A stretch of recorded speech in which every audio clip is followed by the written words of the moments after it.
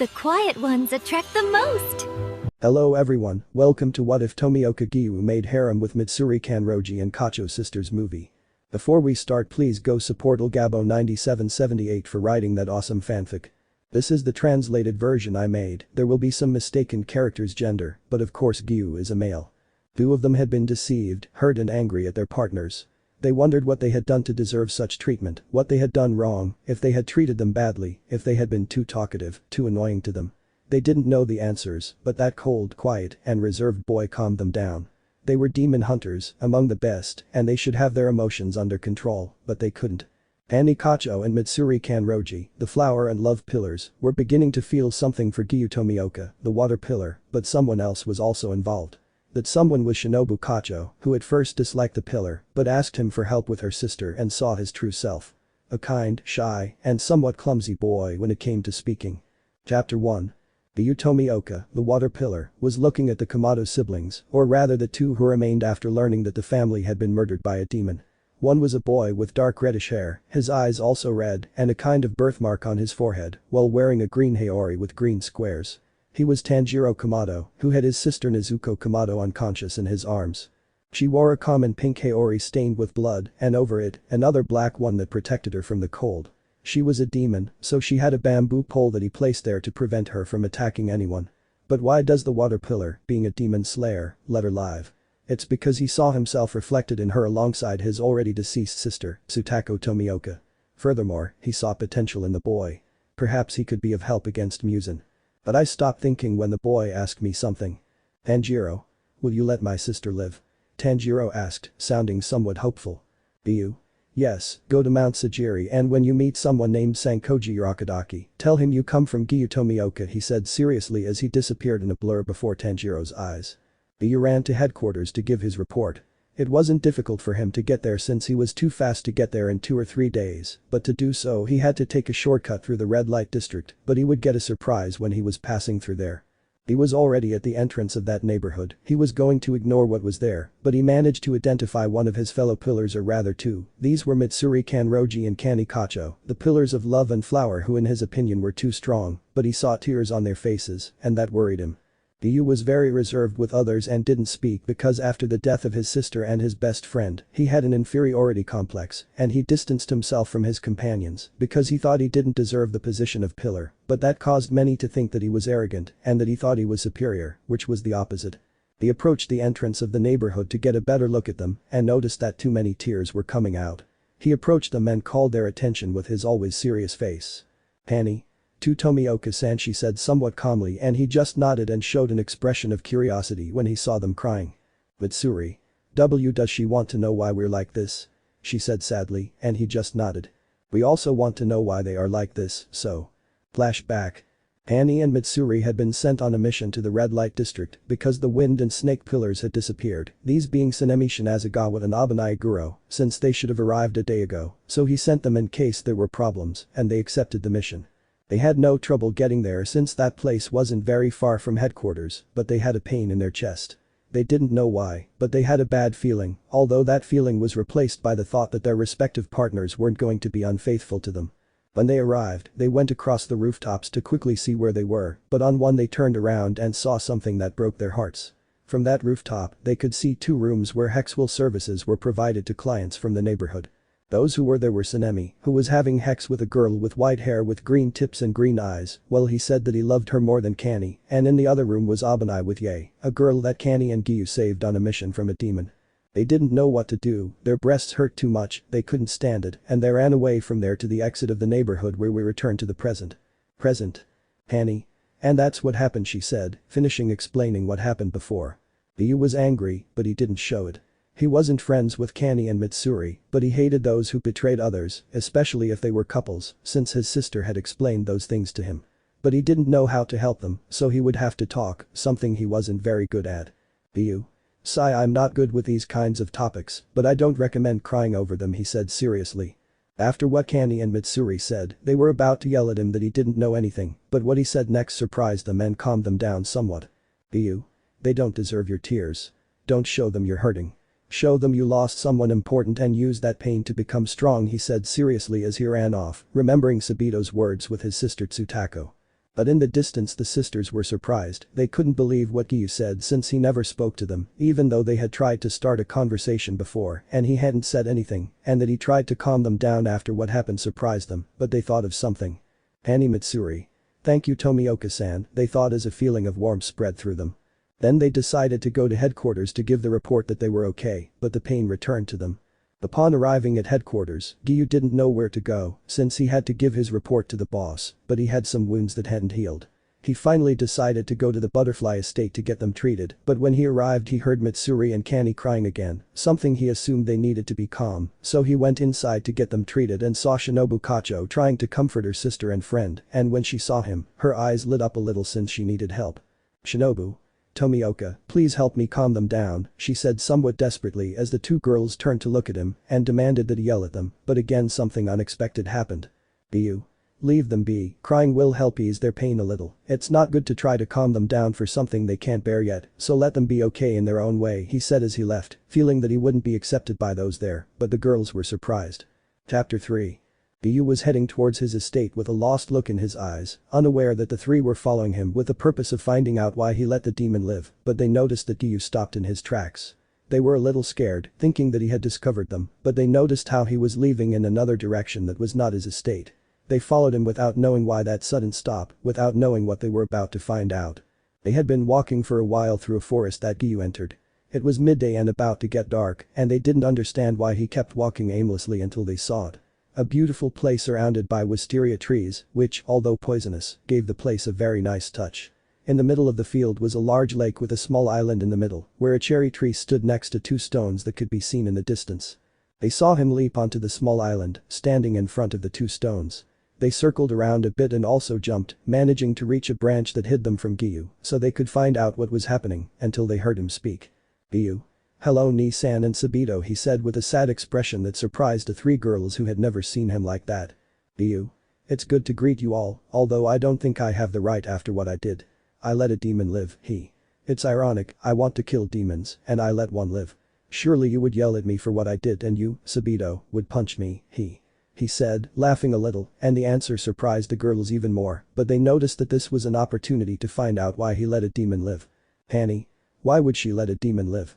Kanae thought seriously, and the other two felt the same. Giyuu. I'm sure you're wondering why, and it's because I saw you too. Sabito, the boy who protected the demon so I wouldn't kill her, had the same potential as you. He wanted to defend her no matter what, or as you would say, being a man.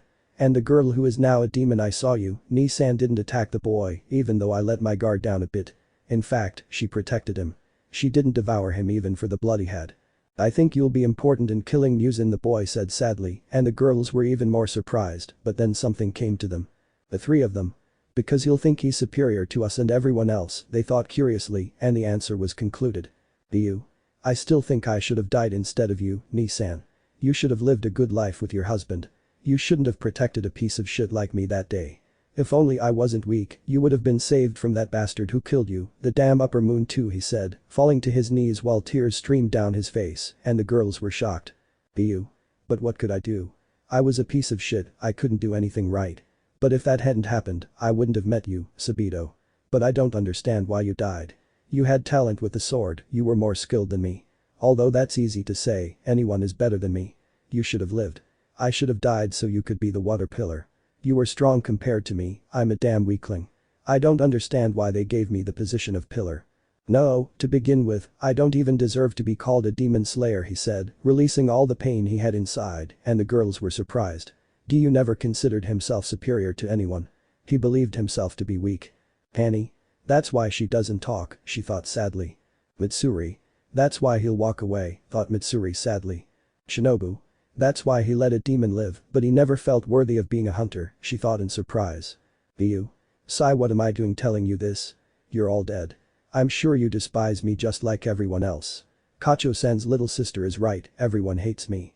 They know I'm weak, they know I don't deserve to be a pillar because I'm weak. Even if I die, I wouldn't go to heaven, I'd go to hell. It's my fault you all died because I'm useless and can't do anything right.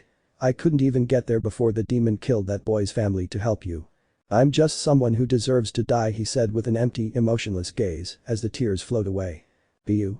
I shouldn't hate anyone, but Shinazagawa-san and Iguro-san are despicable. They betrayed Kanroji-san and Kocho-san. But what can I do? They probably hate me too anyway. Goodbye Nii-san and Sabito. I'll see if I die on another mission, or if that girl devours a human, I'll offer my life as a reward to the pillars for the piece of shit I am, he said, then began to retreat. After the girls lost sight of him, they climbed down from the tree and couldn't believe that the cold and supposedly arrogant boy was someone who thought he was scum and trash to the hunters and didn't deserve the position. They didn't know how to feel. After a while, Kanae and Mitsuri remembered something. The master had told them they could have a third member among them, a pillar just in case. They considered it and concluded that Giyuu would be their partner since they wanted to help him. He had helped them and they wanted him to be okay. Meanwhile, Shinobu thought she should be a little kinder to him. He hadn't done anything to her and she had treated him badly. She wanted to make amends for those mistakes. Now we focus on Giyuu, who went to his estate to send a letter to his sensei about the demon boy and girl so that he could train him, without knowing that now he would be accompanied by 2 girls on missions and that Shinobu would change so that he would be okay. This was going to be a big change for the life of Giyuu Tomioka. Chapter 5. Note: Dauma will be female.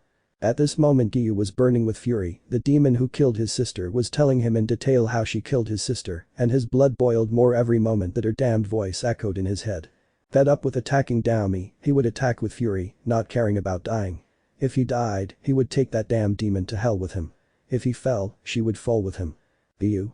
Now you damned wretch, I intend to kill you, I don't intend to let you live for another bucking minute or second, he said angrily, going to where Dauma female, was to cut off her head. What he didn't count on was that the demon would be prepared for anything, so with her blood ability, she created several spikes above Giyuu that were going to damage him, but he acted quickly. Giyuu. Water breathing, second form. Water wheel, he thought as he did a 360-degree spin to cut through all the spikes above him and go back for Daumi, who was waiting for him. Giyuu. Water breathing, first form. Surface lash, he thought to deliver a powerful slash resembling a wave that would cut Daumi, but she quickly attacked. Daumi. Ice lotus, he said, and with one of his fans, he made a horizontal cut that collided with Giyuu's attack, generating a great explosion from the force of it, sending both of them flying and landing on their feet looking at each other. Daumi. Oh Gichi-kun, you are strong indeed, let's see how much you can endure, let's see if you can go further than your sister, Lotus of Life, said the demon, as she generated several ice lotuses that grew from her stems and went towards Giyuu, but he quickly thought. Giyuu. Water breathing, ninth form. Chaotic splash, Giyuu thought as he disappeared from his place leaving a puddle of water, but suddenly the environment was filled with puddles that seemed to react to a person's footsteps, which surprised Daumi because of its speed, but she did nothing and just thought. Daumi. You're fast, but I'm getting tired of playing. Let's see how long you can last, Crystal Maiko, she said, and suddenly a copy of her made of ice appeared, but she didn't stop there. Daumi ice Daumi. Scattered lotus, the 2 Daumis using their fans made a cut creating their various pointed petals that both controlled and went for Giyuu. Giyuu tried to protect himself, but since there were 2 of them controlling the attacks, he couldn't do anything because they were too fast. Some grazed his cheeks, drawing a little blood, another pierced one of his legs, leaving him immobile for a while, and another gave him a somewhat deep cut on his shoulder. Giyuu. Water breathing, 11th form. Calm, he thought in pain as he blocked all the attacks as best he could, but they still reached him, and one pierced his arm shallowly, causing him to lose control of his technique. He jumped back and noticed that many more had been thrust into him, and he could do nothing but start moaning in pain because he was also losing blood. Daumi. But what a surprise, you withstood my attacks, you really have turned good Gichi-kun, but tell me, wouldn't you like to be a demon? If you do, you won't die, he said with a false smile. Giyuu. Don't call me by my nickname again, the one my sister used to call me, and second, I would never become scum like you, he said, continuing to speak, but now we will focus on something that was coming. The Kocho sisters also had that mission and arrived somewhat late since it was far away, but when they arrived they saw him, the cold boy, fighting and with a show of anger on his face. This surprised them since he was calm, and seeing him like that was a surprise, and now we return to what Giyuu was saying before. Giyuu. I would never be scum like you, and before I die I will drag you to hell with me, if I fall you will go with me, he said angrily, surprising the sisters, and seeing his condition that was too hard to fight, they came out and were preparing to help Giyuu, but he interrupted them. Giyuu. What are you doing? He said angrily. Annie. It's obvious, we're going to help you kill her, she said worriedly. Giyuu. Don't interfere, it's my duty to kill him after what he did to my sister, he shouted angrily, frightening the sisters who had never seen Giyuu in that state. Daumi. Oh, so you won't accept your friend's help to save you? You're so foolish, but I'll help you. You'll join Tsutako soon, he said smiling, and the sisters were surprised. They wanted to help, but Giyuu didn't want their help. They were going to go, but Giyuu quickly went after Daomi. You know, the Agao breathing technique is most effective when the user is calm and serious without showing any expression, but at this moment Giyuu was not calm, he was furious as a storm, and that is what he will become. Giyuu. Storm breathing, first form. Clear sky, he said, surprising those present. Suddenly, Giyuu was in front of Daomi as he made a horizontal cut, while some clouds in the sky cleared due to the great force, showing the dark sky without clouds.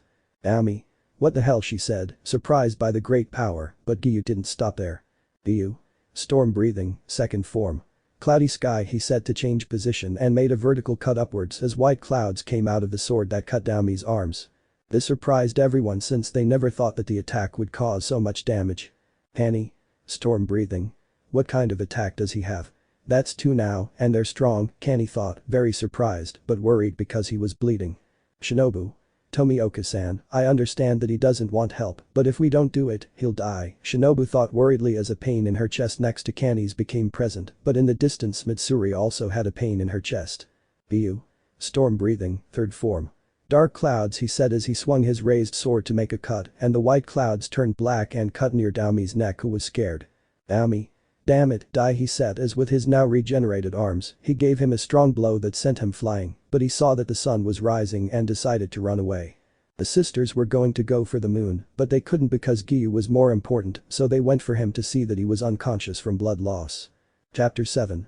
The three girls were sleeping soundly, their expressions filled with pure happiness as they watched Giyuu smile. The reason they loved his smile was because all three of them had fallen in love with him. It wasn't just because he had comforted them after their partner's betrayals, but from long before that. They had even felt something for him when they were with Sanemi and Obanai. But how did it all begin? Well, that's how it started. Flashback. However. She was having an argument with Sanemi, but why? Well, because of something really stupid. Sanemi wanted Kanai to have her first time with him right away, but she didn't want to because she didn't feel safe and she didn't feel ready. Sanemi. Why the hell not, you're my girlfriend, we have to do this, he said angrily, while his lust was noticeable. Kanai. No, Sanemi, I don't feel ready for this yet, she said, sounding a little scared. Sanemi. Damn it, we have to do it whether you like it or not, he said to approach him, but she pushed him away. Kanai. Saw Sanemi, sorry, she didn't finish because Sanemi was looking at her angrily. Sanemi. Go to hell, I don't understand why you don't want to, I'm leaving, maybe I should go with someone else, he said as he left. Kanai was crying because of what happened. She didn't want to anger Sanemi and was about to tell him that she would, but she didn't know what to do anymore and was very hurt, so she ran away. He didn't know where he was because he didn't see where he was going, and he bumped into someone and saw the jet black hair as well as the blue eyes like the sea. It was his partner Giyuu Tomioka, and he noticed that he was in the forest where there were many sakura trees, and it was night and the moon illuminated the rest. Giyuu.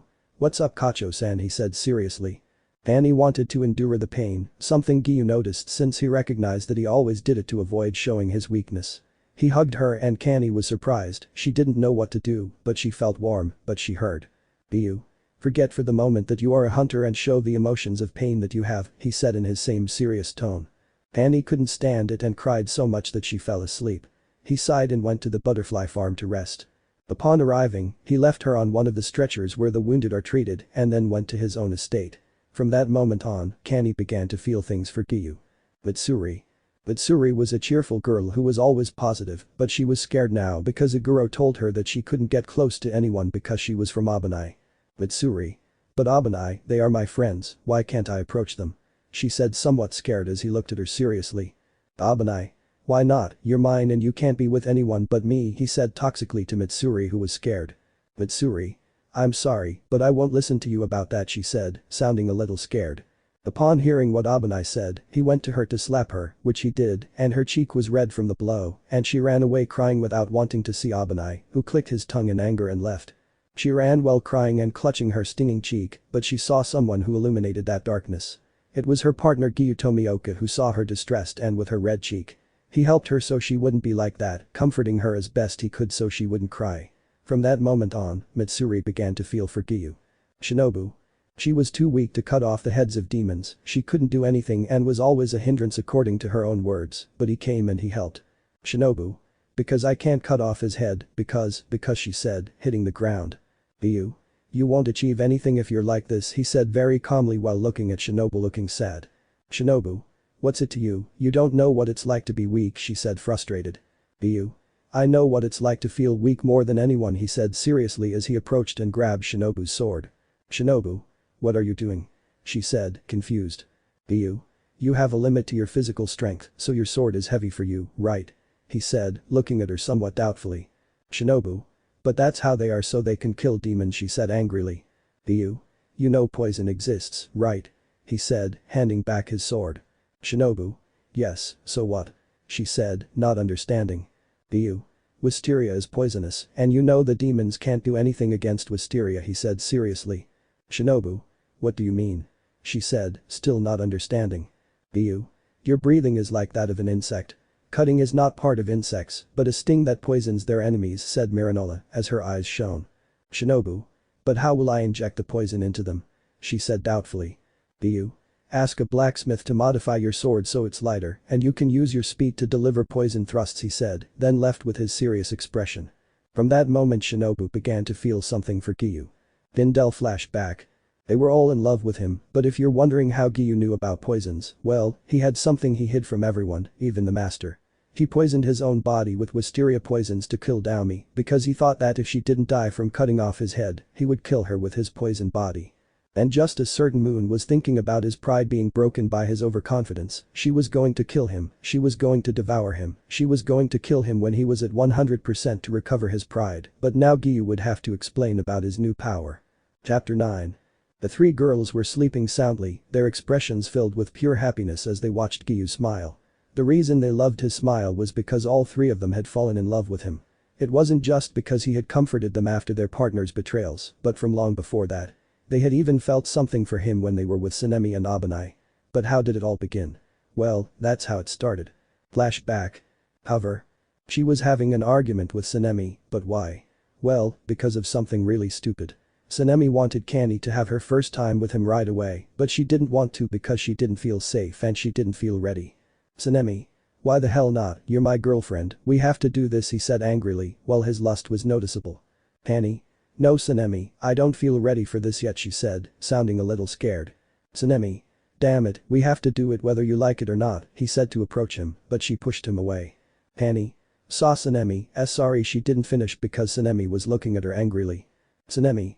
Go to hell, I don't understand why you don't want to, I'm leaving, maybe I should go with someone else, he said as he left. Kani was crying because of what happened. She didn't want to anger Sanemi and was about to tell him that she would, but she didn't know what to do anymore and was very hurt, so she ran away. He didn't know where he was because he didn't see where he was going, and he bumped into someone and saw the jet black hair as well as the blue eyes like the sea. It was his partner Giyuu Tomioka, and he noticed that he was in the forest where there were many sakura trees, and it was night and the moon illuminated the rest. Giyuu. What's up Kocho-san, he said seriously. Kani wanted to endure the pain, something Giyuu noticed since he recognized that he always did it to avoid showing his weakness. He hugged her and Kani was surprised, she didn't know what to do, but she felt warm, but she heard. Giyuu. Forget for the moment that you are a hunter and show the emotions of pain that you have, he said in his same serious tone. Kani couldn't stand it and cried so much that she fell asleep. He sighed and went to the butterfly farm to rest.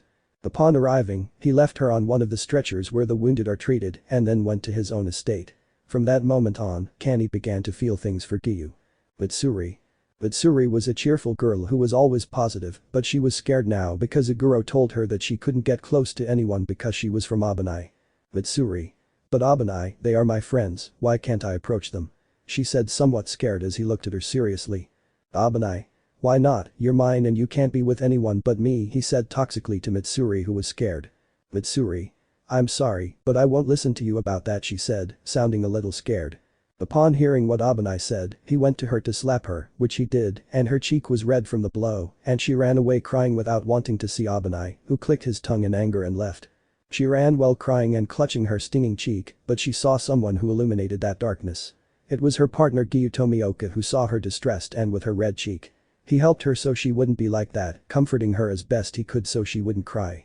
From that moment on, Mitsuri began to feel for Giyuu. Shinobu. She was too weak to cut off the heads of demons, she couldn't do anything and was always a hindrance according to her own words, but he came and he helped. Shinobu. Because I can't cut off his head, because she said, hitting the ground. Giyuu. You won't achieve anything if you're like this, he said very calmly while looking at Shinobu looking sad. Shinobu. What's it to you, you don't know what it's like to be weak, she said frustrated.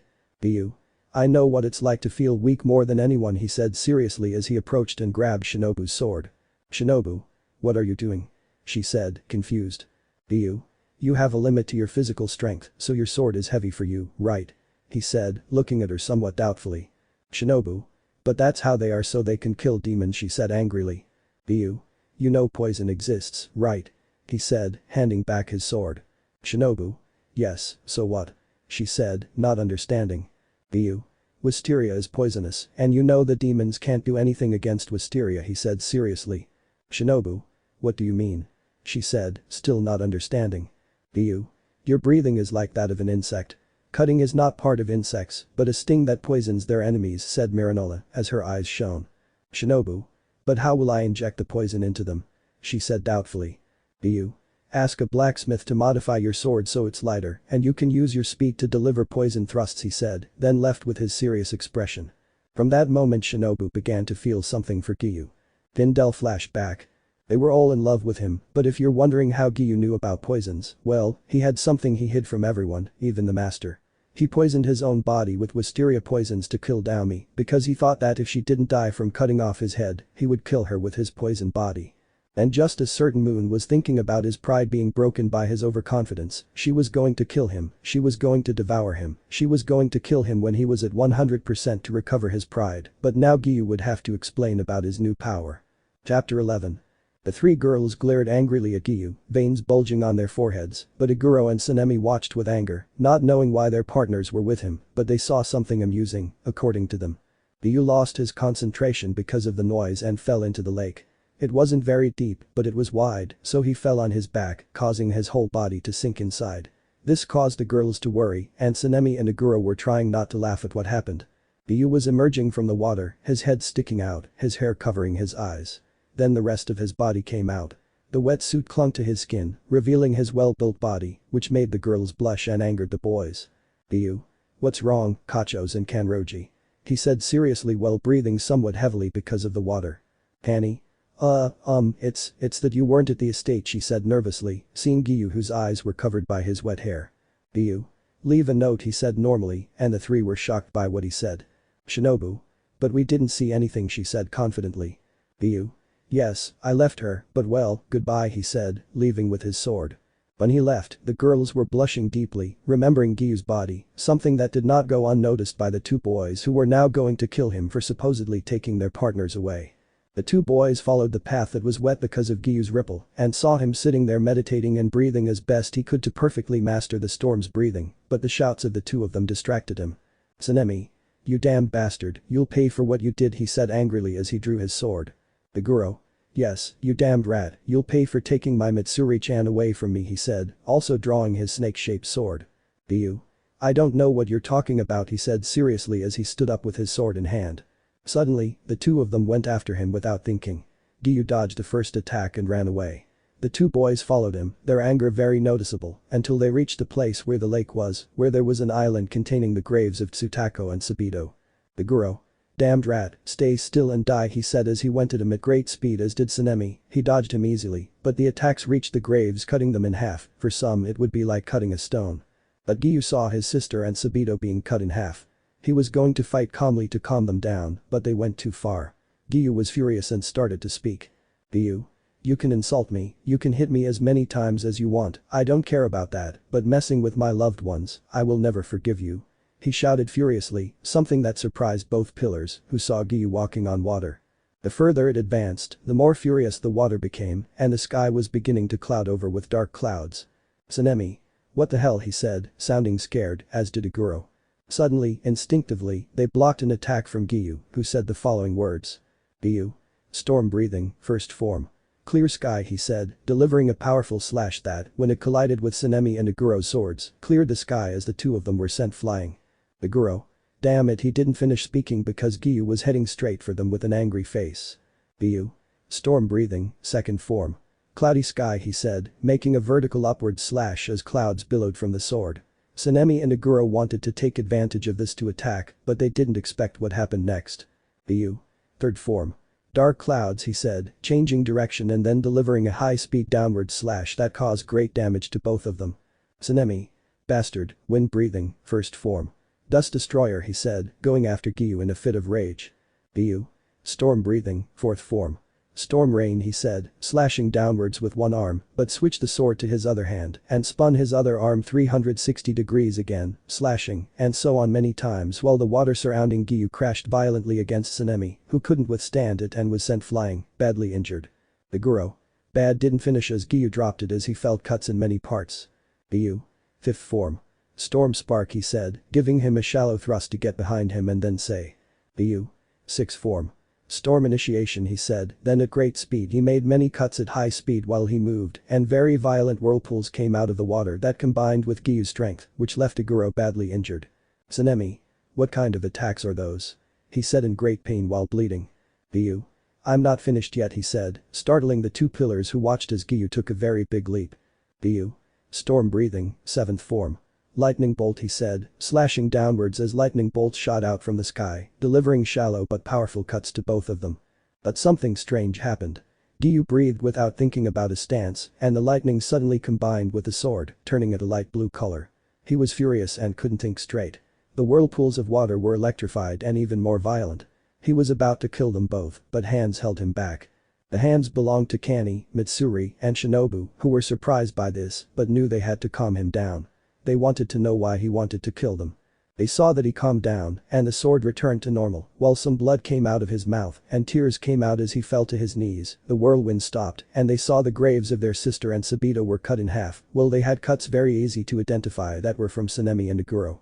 There they understood what had happened and were angry with them for being injured, while they remained conscious as best they could. Tsunemi. Thank you for Kanae's angry expression didn't finish. Kanae. They don't deserve to die, but what they caused made them deserve how they are. As they said that, some Kakushins took them to the estate to heal them, while Giyuu fell unconscious and the girls told him. The three of them. We understand, they said, grabbing him and taking him unconscious to the farm. Chapter 13. Giyuu was asleep while having a nightmare about his old friend Yae, who he believed had died at the hands of a demon. But that wasn't important now. The sisters and Mitsuri were fuming. The man they loved had mentioned a woman and they didn't want him to think of anyone but them, so they were going to ask him who this Yae was. Kanae. Who is this Yae girl? Giyuu is mine, he's mine and nobody else's, Kanae thought furiously. Mitsuri. Sorry Giyuu, but I don't intend to let you have anyone other than me, Mitsuri thought angrily. Shinobu. Tomioka-kun, no, Giyuu-kun, didn't putting you on my chest and comforting you make you fall in love with me? I don't intend to let you go, thought Shinobu angrily. Suddenly Giyuu woke up abruptly, sweating profusely and with tears still in his eyes. The girls saw him looking worried and angry at the mention of Yae, so they first calmed him down a little and then began the question. Kanae. Tomioka-kun, can we ask you something now that you're calm? Kanae asked, showing a sweet smile, too sweet. Giyuu. Okay, he said seriously while hiding his pain behind that serious mask. Mitsuri. Who is Yae? You mentioned her and we want to know. She asked, smiling sweetly just like Kanae. Shinobu. And we want to know everything, Tomioka-kun, she said, so sweetly that it startled Giyuu. Giyuu. Yae, she was my friend from the past, I considered her my younger sister, but she died because of a demon, he said seriously, but inside he was crying too much. The girls were sad because they got jealous of someone who was supposedly dead, but they saw Giyuu fall asleep again. He wasn't sleeping because of nightmares and was too sleepy. The girls were somewhat happy when they saw that, since their beloved was very peaceful when he was asleep, but then they put on an angry expression. They had to go and attend to Iguro and Tsunemi because Aoi and the girls were busy, that's why they were angry. The three of them, now in the room of the two, looked at them with hatred. If they already hated them for the betrayal, now they despised them for breaking the graves of Tsutako and Sabito. Tsunemi. Hello Kanae, he said smiling at her, but she gave him a cold and disgusted look. Kanae. I am Kocho to you, Shinazagawa, she said coldly. Iguro. Hello Mitsuri-chan, he said happily, but she just ignored him and went to help Shinobu who was healing him by tightening the bandages, making them both groan in pain. After a while they were about to leave, but they asked them something that made them even angrier. Tsunemi. I don't understand how you love that bastard, he said angrily. Iguro. That rat face is horrible, it's impossible for anyone to love him because we're not coming back, he said angrily. Kanae. The one you call a bastard is the most firm person in his decisions, she said, looking at Tsunemi with disdain. Mitsuri. The one you call rat face is a kind person who cares about others, she said, glaring angrily at Iguro. Shinobu. He suffered even more than you and hides that pain from others, she said, slamming the door shut and leaving with her sister and Mitsuri to return to Giyuu. When they entered, they saw something that worried them. Giyuu was sweating profusely, tears streaming from his eyes, and repeatedly calling out the names of Tsutako, Sabito, and Yae. They quickly went to him and hugged him to calm him down, which they only partially achieved, as he stopped moving erratically and became somewhat calmer, though tears still streamed from his eyes. Annie. You suffered a lot and you still do, but that thought was followed by Mitsuri. Mitsuri. Don't worry, I'll always be with you, the thought was followed by Shinobu. Shinobu. And I will never leave you alone because. Annie Mitsuri Shinobu. I love you and I always will, the three of them thought, then let him go on the bed since he was calm and asleep. Then the three of them left the room and went to the living room to have a serious conversation about Giyuu. They all knew about their feelings for Giyuu and wanted to be on good terms so they wouldn't get along badly. Annie. Okay, now that we know Giyuu needs someone to keep him calm, who will be with him? She said seriously. Shinobu. I think that I treated him badly at first, but I'm going to change so we can get along and he won't feel alone, she said confidently. Mitsuri. I'm sorry Shinobu-chan, but I think I would be the right one for him. I'm very friendly with him and I didn't treat him badly, she said more confidently. Annie. Listen, we all know we have an argument to make us think we're the right one for Giyuu, but let's be honest, if one of us wins, the other two will be sad for him, so I propose the following, she said, looking at them, and they nodded in signal that they were listening. Annie. I propose that the three of us become Giyuu's partners, that way everyone wins, Giyuu won't suffer anymore, and he'll love us, and none of us will get hurt, she said confidently, and the two girls looked at her in surprise. They were going to refuse, but they thought about it more and realized he was right. If the three of them were with him, everyone would win, so they accepted with a smile on their faces. The bad thing is that they didn't know that if they did that, they would make Giyuu even more worried. Giyuu, because of his poison, didn't care about being hated. In fact, it benefited him since, according to him, no one would care about his death and he would achieve his goal. But we'll see if the water pillar changes his mind if they achieve their victory. Chapter 15. Annie, Shinobu, and Mitsuri were somewhat desperate as Giyuu kept vomiting blood from his mouth and eyes, but they managed to stop the bleeding until they noticed something. They were in the men's bathroom and Giyuu was only wearing a towel covering his private parts, which made the three girls blush and they decided to go and change him. Having already dressed Giyuu in his clothes, they managed with great difficulty to dress him, and when they finished, Shinobu checked if there was anyone in the hallways. When she saw that there was no one, the three of them ran out with the unconscious Giyuu, but on the way they met Yae who was looking at them curiously. Yae. What happened to him? She asked curiously. Annie. It's not important, she said somewhat coldly, since she wouldn't let her get close to the one she loves. Yae. Well, for me it is, I want to talk to him about something, she said seriously, looking at them. The three girls weren't going to let Yae near Giyuu, that's why they were arguing, but the first thing was to get Giyuu to a room to rest. They couldn't remove the poison from him because they heard he had been poisoning himself for 5 years, and removing all that poison would be complicated, plus they didn't know what kind of poison it was. Once in a room, they left Giyuu lying on a bed to rest and began to talk.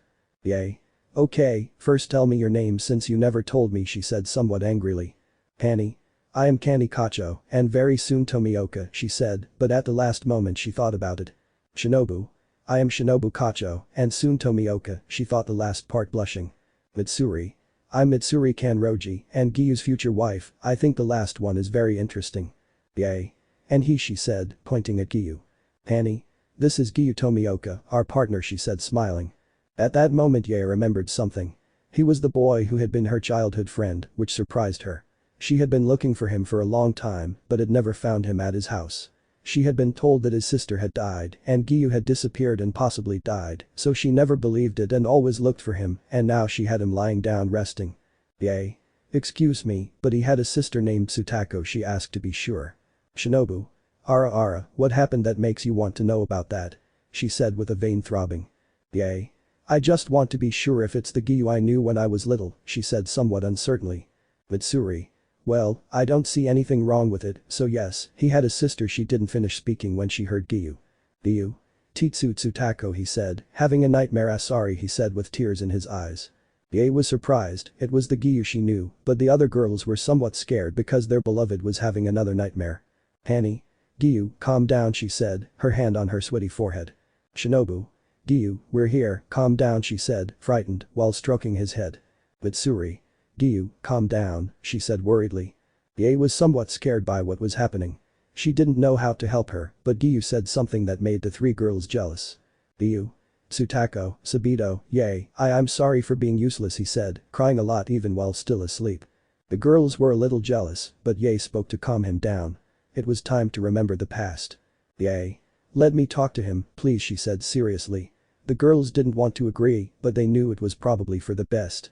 Then they left and Yae started to move him to get up and saw that he got up somewhat uneasy. Yae. Don't worry, Gichi, your little sister is here, she said smiling as she stroked his head. Giyuu? Yae? He asked, surprised and crying. Yae. And who else, don't you remember your sister? She said with a pout. Suddenly Giyuu hugged her tightly while crying on her shoulder as she stroked his head to calm him down, while the girls burned with jealousy over what was happening, but were curious as to why he said she was his sister. Yae.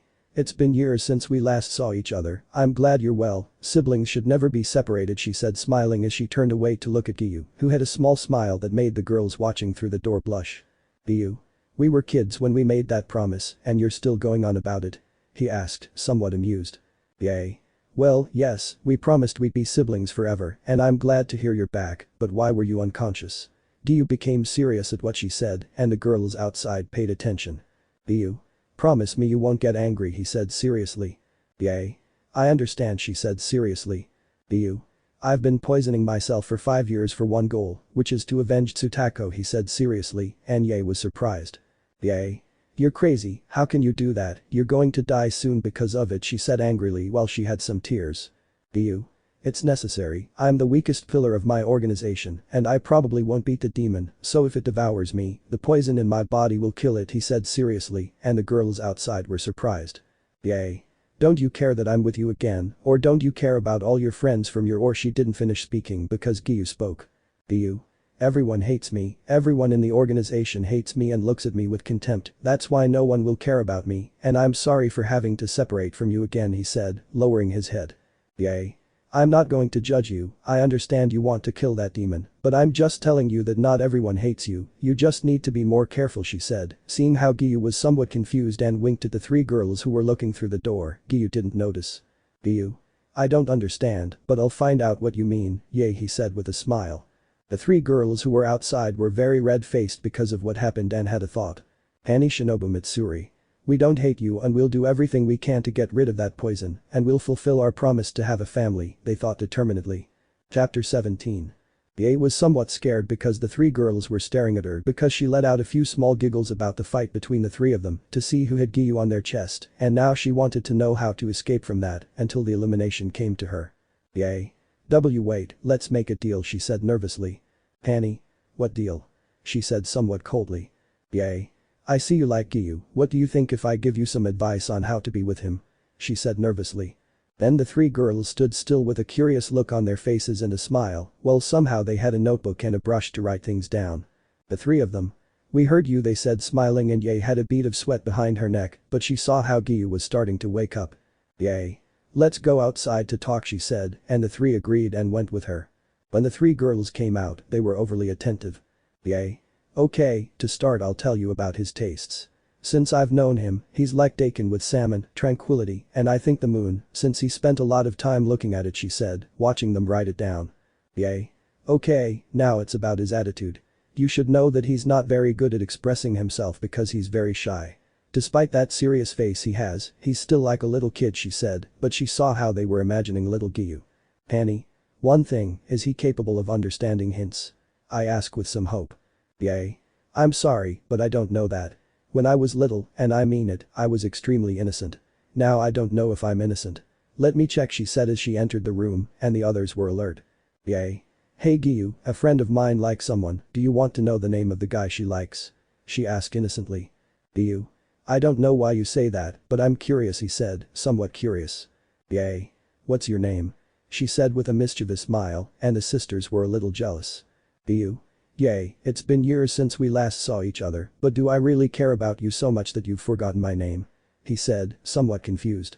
Silence was the only thing there now. Giyuu was still innocent, the sisters knew that he wasn't so innocent when he had to insult Daomi, but in indirect comments and things that seemed to be about couples he was innocent.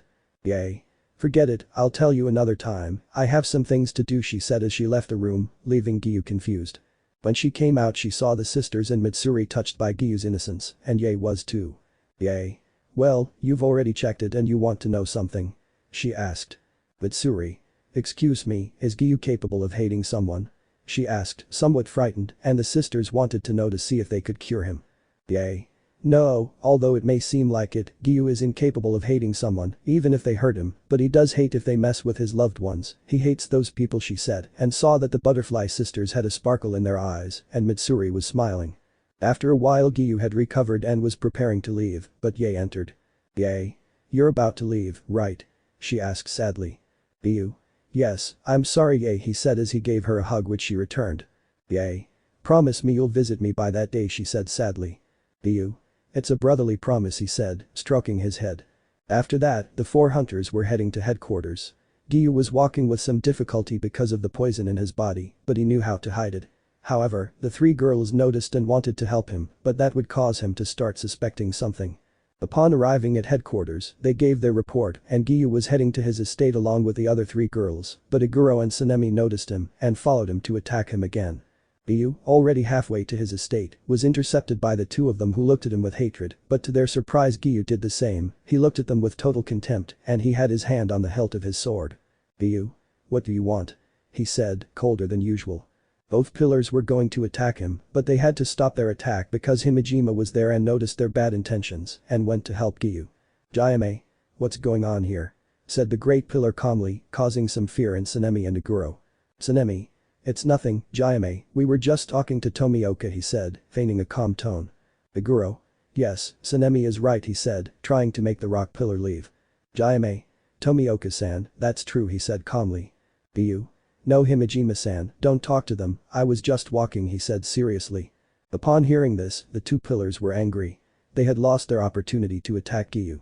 If they wanted to, they could attack, but they would have no chance against the rock pillar. Himejima. If you'll excuse me, I need to speak with Tomioka, she said, leaving with Giyuu, both pillars looking angry. What they didn't know was that the three girls were watching everything and now hated Sanemi and Iguro even more. Pani Shinobu Mitsuri. We will never allow them to do anything to Giyuu-kun, they thought with a very gloomy aura directed at them. Not much else happened that day other than Kani and Shinobu were identifying the poison in order to create a cure against it. Chapter 19. Giyuu was debating whether to tell the boss that he was poisoning himself. On the way, he wondered if it was a good idea, but he decided that he was going to tell him. He was the head of the organization, or rather, like a father, and the hunters were his children, so he had to tell him. He would also ask for a mission, hoping to find Upper Moon 2 and kill her, and if that didn't happen, that she would kill him. What he didn't know was that the other pillars along with Shinobu were following him, Yuzui and Himejima to train, and the three girls were going to see him. Michiro just wanted to talk to him a little as well as Ringoku, the only ones who didn't follow him were Sanemi and Iguro. As everyone looked at Giyuu, they noticed he was sweating, as if he were tired, and that was the case. The poison he was taking was weakening him more and more, making it difficult for him to maintain his current level. Upon arriving at the estate, Giyuu knocked on the door to enter and received permission, while the others listened. Boss. Hello Giyuu, what's up? He said very calmly. Giyuu. Oyakata-sama, I want to inform you of something I've been hiding from you, he said, sounding somewhat embarrassed and sad, and the others listened to what he was about to say. Patron. What is this about, Giyuu? And please tell me if it's related to your tiredness, as I've noticed you're feeling unwell, he said worriedly, and the others, except for Kani, Mitsuri, and Shinobu, were somewhat surprised. Giyuu. That's what it's about, boss. I've come to inform you that I'm poisoning myself, he said seriously, surprising and worrying everyone who was listening. Patron. Giyuu, why are you doing that? You know I saw you. I didn't finish speaking because of Giyuu. Giyuu. I'm sorry to interrupt, but I want to explain my reasons for doing this first, he said, seeing how he nodded, and the others paid attention well. First of all, I've been poisoning myself for the last 5 years for a reason, and that's to kill Upper Moon 2, he said, surprising the master and the others. Boss. But how are you going to kill a demon by poisoning yourself? He said worriedly. Giyuu. Simple, if I don't manage to kill the moon, the demon will devour me, and the wisteria poison I have will kill her, he said seriously, surprising everyone. Boss. But why are you doing this, and don't you care how everyone else feels? He asked somewhat calmly. Giyuu. I'm doing this for revenge. That demon killed my sister, and I want to kill her too. I don't think anyone would care if I died. They know I keep my distance from everyone so I don't get attached to anyone. Besides, Kocho-san's younger sister is right. Everyone hates me. Shinazagawa-san and Iguro-san make that even clearer, since they hate me because my attitude makes me seem arrogant and conceited. That's why I don't think anyone would care if I died, he said seriously, looking at the master. Boss. I don't like the idea of you doing this, but it's your decision. But if you regret it, there's a cure, he said with some hope. Giyuu. I thought about that too, and what if there's a cure? He said seriously, and the others listened, especially the butterfly sisters. Boss. And which one would it be? He said calmly. Giyuu. Well, there is a type of cure, but there's a high probability that I'll fall into a coma if I consume it, though I could wake up. Another possibility is that I'll die from the powerful poison I possess, since consuming it would be like a battle of poisons, he said very seriously. Boss. I'm listening, he said calmly, just as the others began to listen. Giyuu. The cure is the same, wisteria, only you have to remove the poison and combine it with very powerful medicines. That's a kind of poison to suffer, but because of the poison I have, it will be like a very big struggle, he said seriously, and the sisters had a gleam in their eyes. Boss. Well, I hope you get your revenge, but think it through carefully, he said worriedly. After that, the other pillars left since Giyuu was leaving, and they didn't want him to know that he had hurt them. Giyuu, now outside the master's estate, was walking towards Yuzui's estate as it was time to go train, but he was intercepted by Michiro who hugged him, surprising him. Giyuu? What's wrong, Takedo-san? He said seriously, looking at Michiro. Michiro? Nothing important, I just wanted to try something, he said as an excuse, since he did it on impulse because he looked up to him like an older brother. Giyuu?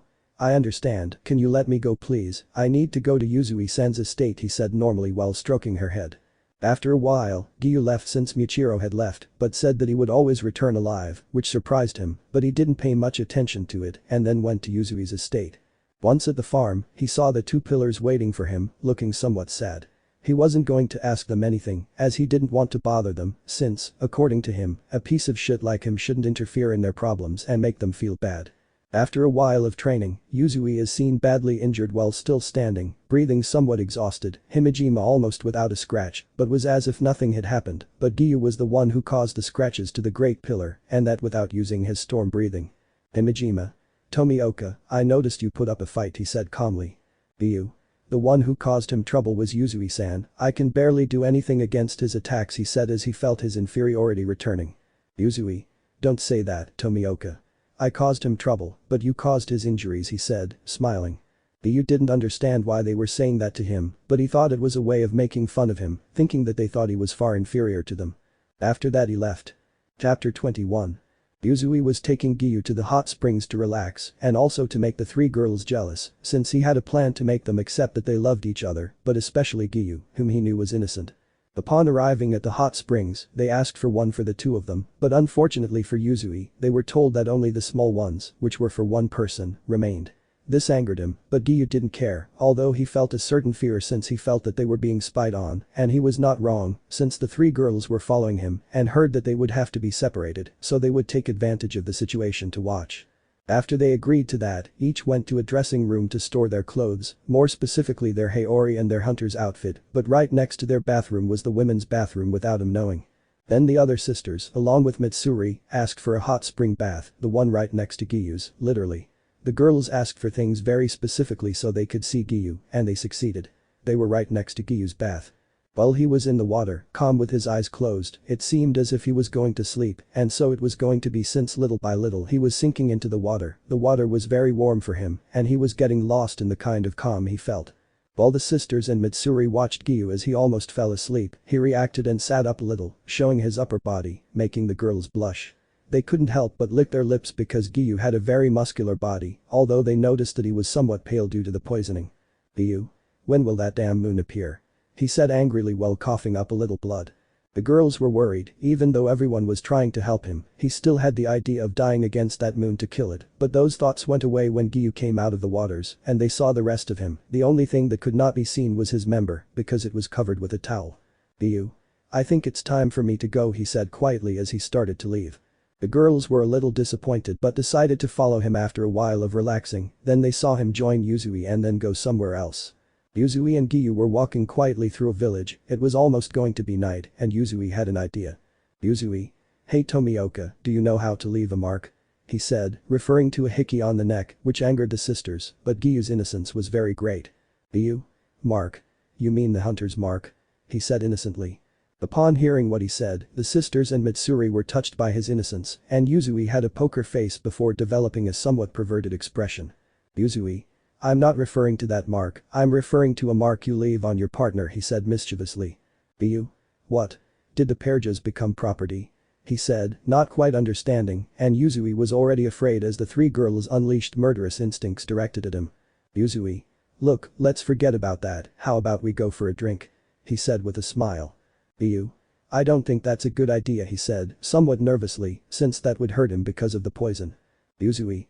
Come on, nothing will happen, he said, grabbing him and taking him to a bar.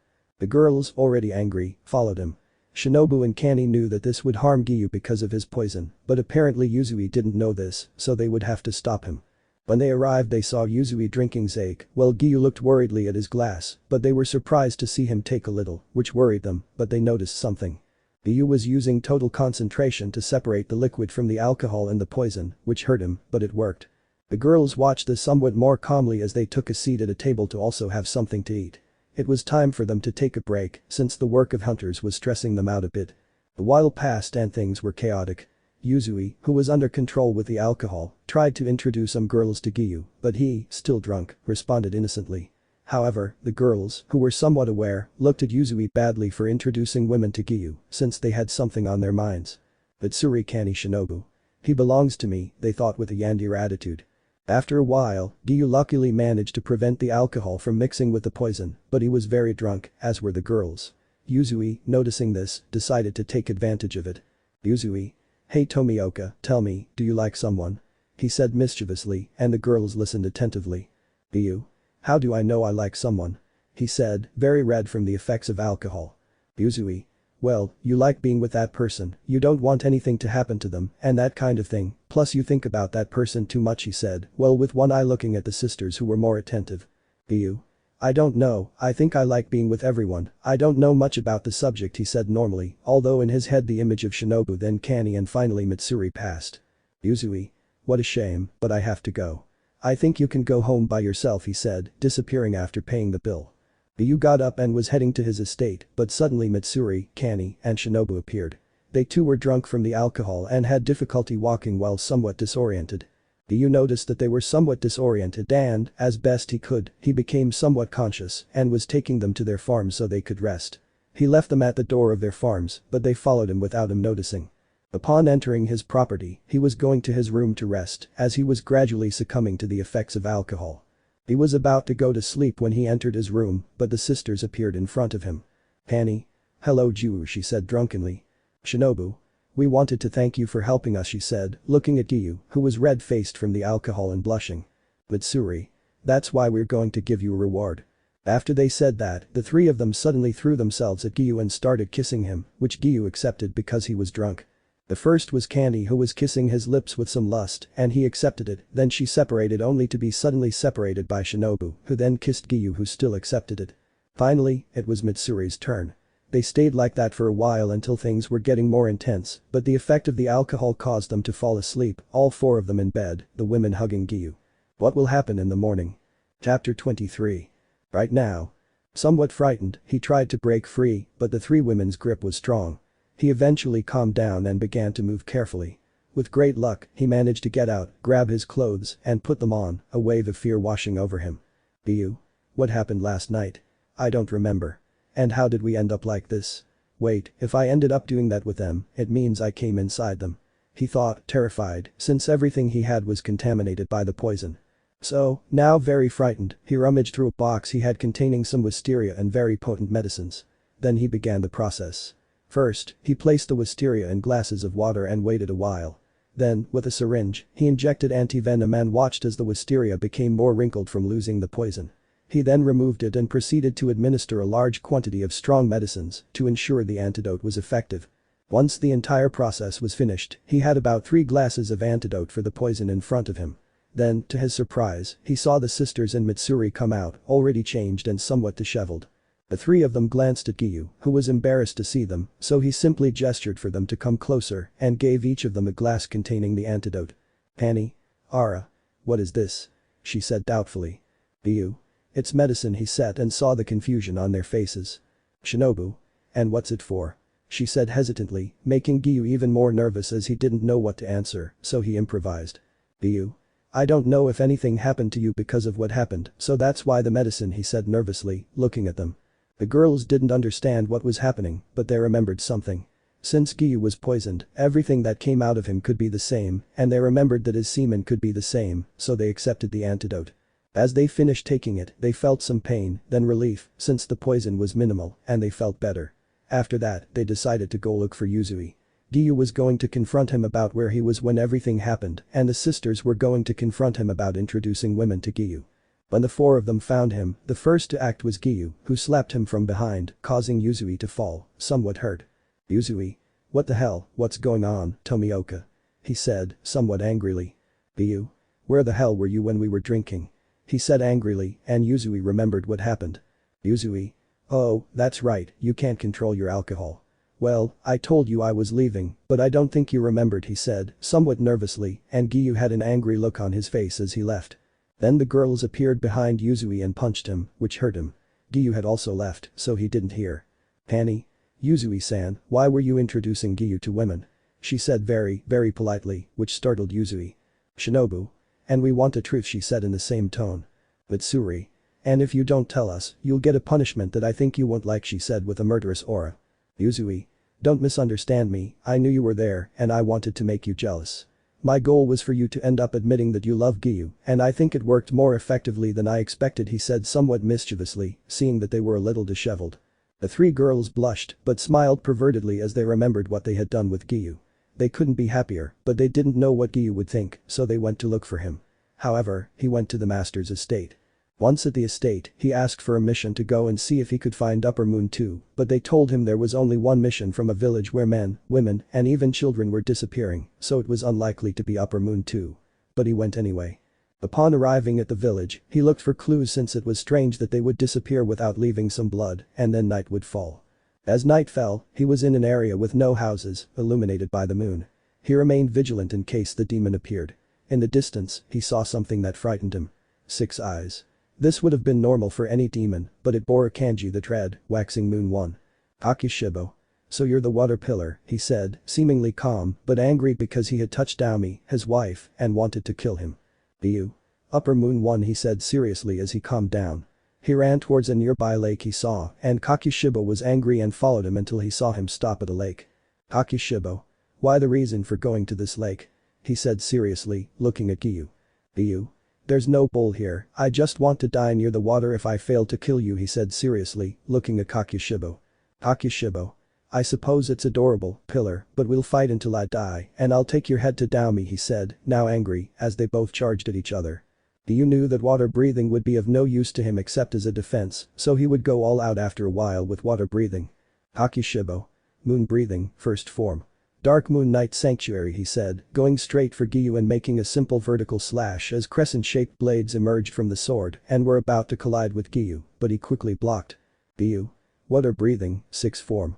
Winding whirlpool, he said, twisting his body to block Kakishibo's attack. Kakishibo was surprised, as he had killed many water pillars and none had managed to stop his attack in time.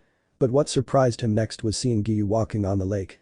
Not wanting to waste any time, Kakishibo went straight for him to finish him off, but what happened next surprised him as Giyuu began to release his pent-up anger and breathed.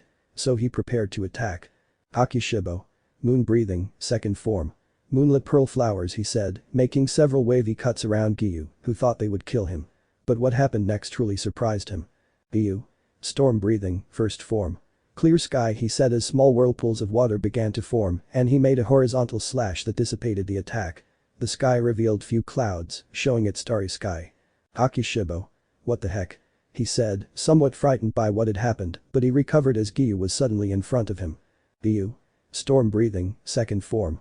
Cloudy sky, he said, making an upward slash that cut a portion of Kakishibo's haori, revealing white clouds emerging from the sword. Kakishibo.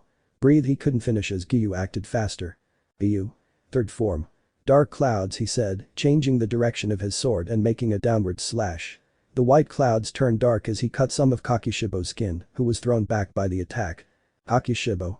Listen, human, you're the first to hurt me, so you're going to die, he said, becoming serious. The moon and storm will fight until one of them dies. Who will win? Chapter 25. Note. I'm going to include images, but they will have descriptions of the attacks, only with different names. I hope that's not a problem. Giyuu was currently being attended to by Shinobu, while Kanae, Mitsuri and Jayame were in front of the first upper moon, or rather Kakishibo, who was looking at them seriously, since he was in front of 3 pillars. Kakishibo. It seems I'll be dealing with a lot of pillars today, he said seriously. Jayame. Upper moon 1, today will be the day you die and pay for the innocent lives you killed, said the Rokusa pillar looking at Kakishibo. Mitsuri and Kanae glared angrily at Kakishibo because of the damage done to their Giyuu-kun, while Shinobu was healing him as best she could, since he was too injured from the strain of using another breathing technique, in addition to the wounds that Kakishibo gave him, which affected him, along with the fact that the poison was very unbearable for him. Kakishibo. Well, I won't hold back any longer, since I intend to take the head of the water pillar, he said with disgust to Giyuu. Mitsuri. Damn it, she said angrily. Jayame. Rock breathing, first form. Serpentine Hydra, said the rock pillar as he launched his 2 weapons with a rotating effect that was about to attack Kakishibo, but he acted quickly. Ignore Tsunemi. Kakishibo. Breath of the moon, first form. Dark Moon Night Sanctuary, he said, delivering a simple vertical cut that managed to dispel Jayame's attack, but he was surprised by what followed. Ignorant Yuichiro. Mitsuri. Breath of love, first form. Shivers of first love, she said as she slid down Kakishibo to cut him with her sword that looked like a whip, only managing to cut his haori. Imagine it's Kakishibo. Kakishibo. Moon breathing, third form. Deadly moon of abandonment chain, he said angrily as he launched many cuts that would form a kind of whirlwind that would attack Mitsuri, but Kanae acted quickly. Kanae. Flower breathing, second form. Plum honorable shadow, she said, delivering spinning cuts that defended Mitsuri from Kakishibo's attacks, managing to do so with great effort. Imagine Kanae is the one attacking and Dauma is Kakishibo. Kakishibo.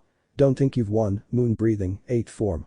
Spinning moon dragon tail, he said, delivering a simple, long-range slash that was going to hit them, but the 3 of them barely managed to dodge it, leaving them somewhat tired. Jayame. He knows many attacks, like how we killed him, he said, sounding exhausted. Kakishibo. I propose I live if you hand over the water pillar to me, he said seriously, looking at the 3, but Shinobu, Mitsuri and Kanae quickly answered. The 3 of them? Never, they said, annoyed. Kakishibo. It's a shame, then die, he said, going straight for them. Giyuu. Don't you dare, he said, surprising everyone, including Shinobu who didn't see him move. Kakishibo.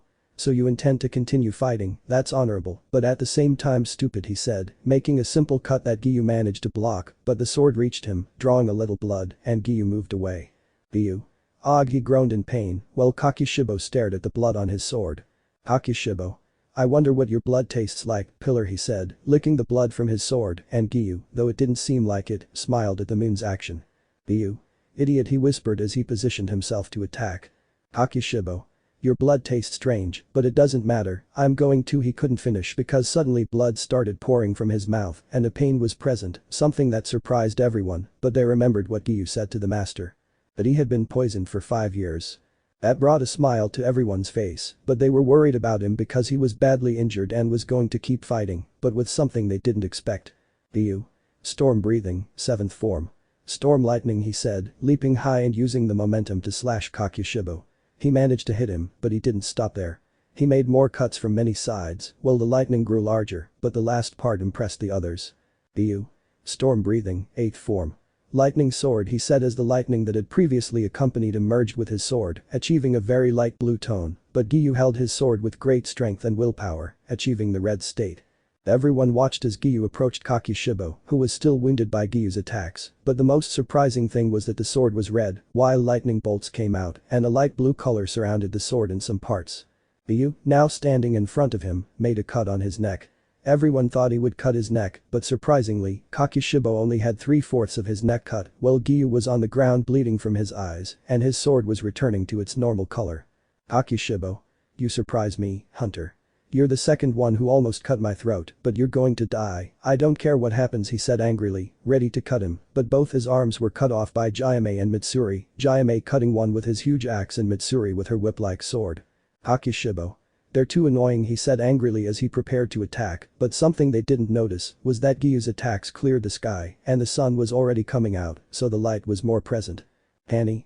Hold on, the sun is about to rise, she said alarmedly as she positioned herself to attack, and Jayame had marks on his arms, Shinobu also drew her sword, and Mitsuri was ready to attack. Kakishibo. inferior beings, disappear. He said as he went after them at great speed, but bombs blocked his path and there appeared Yuzui Tenjin, the pillar of sound who was there to help his younger brother figure. Yuzui. You're the one who's going to disappear, you bastard. He said angrily as he went to attack him with his two swords, but unfortunately Kakishibo noticed the sun and quickly left. The 5 pillars who were fine watched angrily, but Giyuu was the most annoying. He couldn't do anything, he couldn't kill him, and once again the feeling of comrade returned, while little by little the poison was already taking effect. He didn't know how much longer he could endure him. All he knew was that he fell unconscious. Uchiha carried Giyuu on his back to get to the butterfly estate faster to heal him. Everyone was very worried and didn't know what to do, but Giyuu, still unconscious, wanted to die because he felt useless. Chapter 27. And I didn't mention it, but Rengoku is female and her name is Kyojiri. The pillars who had been at the butterfly estate were cursing Muzan because of him, they were about to lose someone important. In Himejima's case, it seemed as if he was losing one of his children, feeling very bad because it didn't seem like he could defend his child again. In Yuzui's case, it was like losing his siblings again. Giyuu was the little brother figure he had, and he felt bad for losing him. And lastly, there are Kanae, Shinobu, and Mitsuri. They were sadder, the sisters cried in their rooms while cursing Muzan, and Mitsuri could barely hold back her tears. Giyuu was the person they loved, and almost losing him was like losing everything again. But we already focused on them in the previous chapter. Now the other pillars are missing, since a crow went to warn everyone and the boss about what happened. First we focus on Michiro Takedo, the mist pillar. He was very forgetful, so news of death was almost instantly forgotten. But when it came to Giyuu, it was different. Giyuu was like an older brother to him, and he always spent time with him. They were quiet, but they understood each other, and sometimes they spoke little. Upon receiving the news that the Upper Moon One had almost killed Giyuu, his blood boiled to the point that his face was red with anger and smoking. Michiro. Damn you, Muzan. You dared to kill my family before with your filthy demons, and now you want to kill my brother? I swear I'll kill you and the rest of you bastards. He said angrily while in a forest, and in his anger, he took out his ninchurito and cut down all the trees around him. Now we focus on Kyojiri Rengoku, the flame pillar. She saw Giyuu as her older brother, but there was a point where she began to feel something for the serious pillar, since the Rengoku family needed cold people to calm their hyperactivity. But we will not focus on that, but on how she reacted to the news of Giyuu's near death. The ever-bright smile on her face had disappeared, replaced by a very angry look that made her ninchurito appear. She was training on her home farm and didn't care what happened. She was going to do something out of pure fury. Kyojiri. Breath of the Flame, 9th form. Purgatory, he said as he charged at a training dummy and collided with it, then cut it down, and a huge whirlwind of fire covered everything. This act surprised those who managed to see the whirlwind of fire from afar. Kyojiri. You damned shitty demon, I swear on my mother, the master and Giyuu that I will kill you along with the rest, so that you never do this to anyone again, said the pillar very angrily while breathing to calm down. Now we focus on Sanemi and Iguro. The damn bastards were angry, but not because Giyuu almost died, but because Giyuu didn't die. They wanted Giyuu to die so they could have a chance to reconcile with their ex-partners, that's why they were angry. That was the reaction of all the pillars to Giyuu Tomioka's near death at the hands of Upper Moon One, something that didn't happen thanks to the help of his comrades. But the boss was calm, although inside he was very worried about his son. He felt powerless to do anything for them, but there was nothing left to do, so he calmed himself as best he could. Now we see Giyuu sleeping with an expression of pain because the sisters removing 19% of the poison from his body caused him problems and it hurt him a lot. He was not conscious, but the nightmares returned every moment. The damn dreams never left him, but now they were worse. He saw his loved ones insulting him, calling him useless, good for nothing, and saying that they should live instead of him, something that, although it hurt him, he accepted since in their words it was his fault. This went on for a while until it stopped. There was nothing, only darkness in which he was alone. He walked for a while until he saw Sabito and Tsutako with angry expressions. Sabito. Giyuu, what's wrong with you? He said angrily near him. Giyuu? What do you mean? He said, confused. Tsutako. He's referring to why you're poisoning yourself. We want you to live happily, and you're wasting that, she said, tears welling in her eyes. Giyuu. They know I'm the weakest pillar, I need to be useful to them somehow, the poison will help if a moon devours me they can fight against the moon, and also avenge Uni-san, he said with his head down. Sabito. Friend, I'm sorry to tell you this, but you're an idiot. Don't think you're weak. We know you're strong, stronger even than our sensei and me. Besides, you'll worry those who love you, he said while hugging Giyuu, as did Tsutako. Giyuu. But if they forget about me so easily, I don't think anyone would like me that much, he said sadly. Tsutako. "And what about Ye-chan, our little sister, she worries about you," she said, stepping back and giving him a smile. Subito. "Besides, even if you don't realize it, there are other people who care about you, just pay more attention, Giyuu," he said, smiling at his friend as they disappeared. After that, Giyuu woke up sweating profusely. It was night, and his window showed the moon and the starry sky. He gave a small smile, not caring about the pain in his body, but the door was opened by 3 girls. More specifically, Shinobu, Kanae, and Mitsuri had red eyes and dark circles from crying so much, but when they saw him smiling at the window, they couldn't help but cry again, not from sadness, but from happiness. Without thinking, they went at great speed to hug him tightly, making Giyuu groan in pain. The sisters eased his strength so he wouldn't feel pain while still hugging him, which caused the pain to stop a little. He smiled when he saw them. He felt good with their presence, and with his hands he stroked their heads to calm them down. This worked because the 3 girls were calm and almost asleep. He noticed this and was about to get up to take them to a room to sleep, but they resisted his advances. This made Giyuu sigh, who had no choice but to wait until his salvation arrived in the form of the girls, Aoi and Kanae. Upon seeing him, he signaled to them to take the girls who were already asleep. When the girls were taken away, he had a serious look on his face because he noticed that the poison hurt him less and he was seriously thinking about whether to remove the poison or not. His loved ones had already told him to live, but he was still not sure. Chapter 29. Muzan. He thought the pillar would be a problem for him, so he had to treat him like a demon, since he would easily become an upper moon with his powerful breathing technique. He'd even say he could give him the same trouble Yoriichi did, not as much, but plenty of trouble. But we won't focus on him anymore, but on Giyuu, who had recovered enough to leave the estate. On the way, he was remembering what happened that night. He ended up drunk. Even though he tried to forget, he couldn't. Whenever he remembered, he recalled how he did that to them, and he didn't know what had made him out of the 3 of them. Although he thought he was their friend, he no longer knew how to act around them. But he wasn't the only one. The 3 girls also had this thought. While they loved him, they didn't know what kind of relationship they had with him after what had happened. It was a complete mental problem for them. Who the hell remains friends with someone after doing that? That's what the 4 of them were thinking. They didn't know how to feel, but the sound pillar, Yuzui Tenjin, noticed this and faceted him because, in his opinion, they were very, very foolish not to realize each other's feelings. So, he made up his mind. Yuzui. I swear I'll stop being an eccentric person if those 4 don't become a couple, he thought somewhat angrily as he went first to the girls to talk about what they had done with Giyuu. When he arrived, he saw the 3 of them deep in thought, blushing deeply, and had an idea of what was going on, so he was smiling. Yuzui. My eccentric fellow pillars, I see you have some doubts about something, he said, smiling, and the 3 girls looked at him somewhat surprised since they hadn't noticed him. Kanae. Ah, hello Yuzui-san, what's wrong? She said more calmly. Yuzui. Well, I've noticed you're unsure about your relationship with Giyuu, aren't you? He said, smiling, and the 3 girls blushed. Shinobu. How do you know? She said, very red, while looking away. Yuzui. Nothing escapes my notice, but well, as far as I know, you and he have already done it, but you don't know what your relationship is now, right? He said, looking at the 3 of them. Mitsuri. It's just that, we don't know what we are. We gave him the most important thing, and it's complicated, she said, somewhat insecure.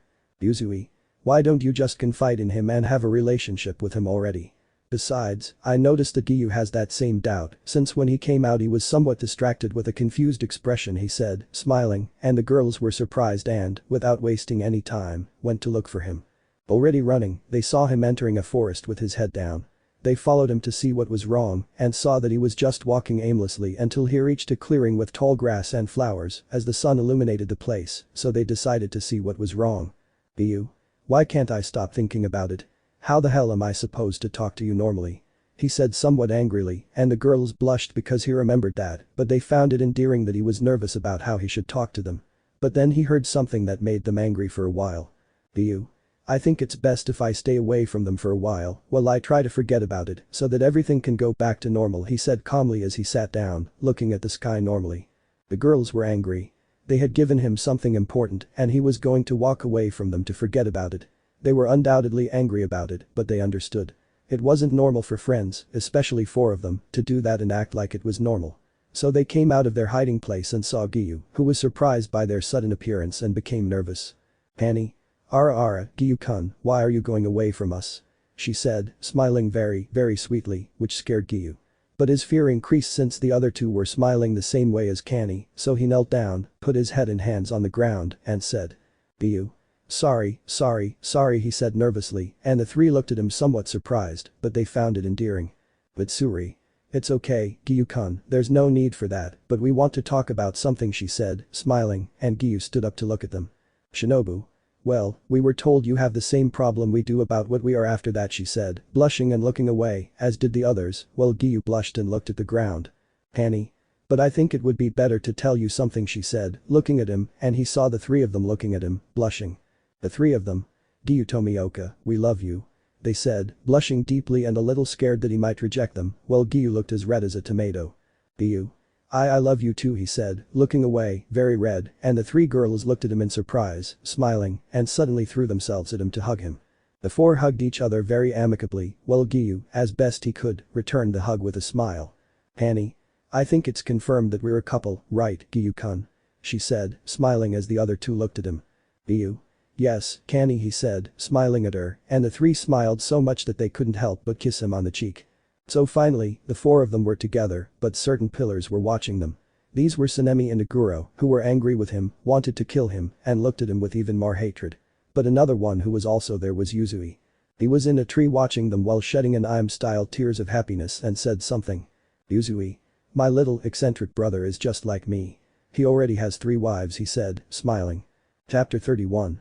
A year had passed, and during that time Giyuu had developed a very good relationship with the 3 girls who were his current girlfriends. Although it may seem strange, he was still innocent in some aspects, not understanding the perverted hints of the 3 girls, which the girls found endearing. But during that time, Yuzui wanted to take away that innocence. Hito knew that the girls weren't going to let that go. Although they wanted him to understand them, they wanted him to do it his way, and they also didn't want to see him traumatized because of Yuzui, so they threatened to cut off his friend if he did that with Giyuu, and he never tried anything like that again. But now Giyuu was on a mission. He had to go to a mountain with Kannie, Shinobu, and Mitsuri, since it was said that there would be a moon in that place, because too many hunters had disappeared, but what none of them expected was that they would find the boy who had turned his sister into a demon. The 4 arrived and searched first to ensure the safety of the others, if there were any survivors of the demon. First, we will focus on Shinobu, who had to separate from the group, as well as everyone else, since there were too many demon presences. While running, she saw a blonde-haired boy with orange tips killing a small spider-like demon, but he was poisoned. So, without wasting time, she went and began to cure him of the poison with medicine in a syringe, managing to save him, but she fainted from exhaustion. Now we see Mitsuri, who was running, she didn't sense any demon presence near her, but what she did see was a large number of hunters, either badly injured or entangled in a cocoon of spider webs. So, using her sword, she cut the threads, seeing that everyone was in bad shape. But a demon was nearby and threw some kind of massacre. Using her skills, she dodged it all and cut off its head with ease. And now Kannie, who saw something that scared her a little, saw a boy with a boar's head being squeezed by the giant hand of a kind of spider, so without wasting time she went and cut off the demon's arm. That surprised the boy who was watching Kannie, and then saw how she cut off the demon's head and walked away. And finally, Giyuu, who was running towards the moon, saw the red-haired boy he had left with his demon sister. Without wasting any time, he breathed a sigh of relief, as a kind of cage made of red threads was about to kill Tanjiro. Giyuu. Water breathing, 4th form. Tide strike, he thought as he jumped and moved his sword quickly from side to side, managing to cut the attack of the lower moon named Rui. Rui. A pillar he said somewhat scared, then quickly put his hands in front of him and formed a circular attack of red threads that went towards Giyuu, and he began to breathe. Giyuu. Water breathing, 11th form. Calm he said, remaining still and cutting off the almost hit attack so quickly that no one could see it.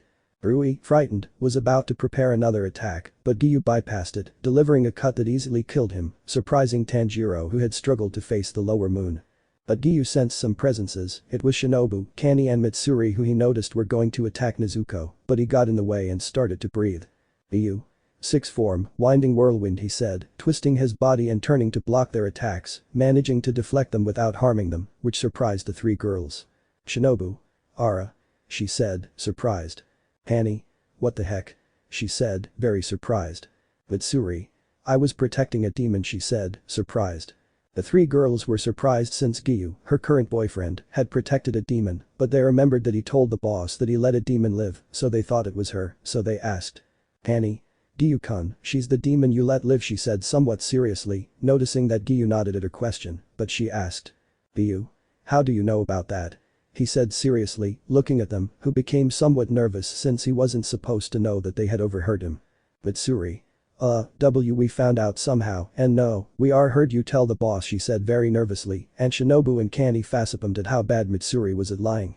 Then they were called to headquarters to begin what would be the trial of Tanjiro and Giyuu on the subject of Nezuko. This worried the girls, since they knew that Giyuu was in danger at all times, because if Nezuko ate a person, Giyuu, Orkadaki and Tanjiro would have to pay with their lives.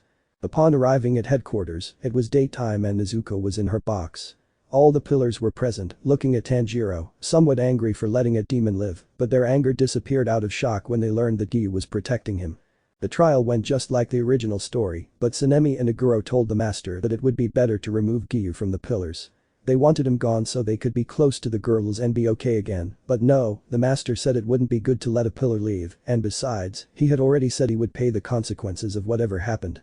This angered the two pillars, but they could do nothing against the master's word, so they let it go. The other pillars were equally astonished by this, but they accepted it. They knew that Giyuu was very firm in his word and did not do anything without a reason, so they would try to understand why they let him live.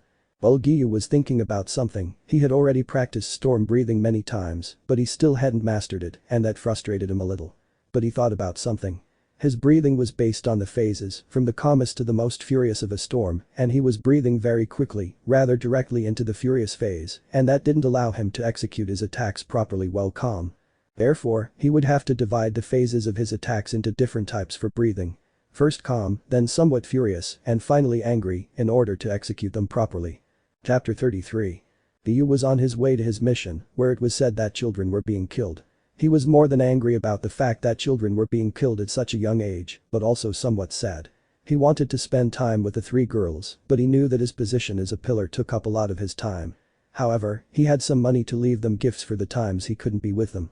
He had already arrived at the place of his mission and began to look for information about the demon that was said to make only children disappear during the night and that it was at 2 in the morning. Many tried to see what was happening, but they disappeared.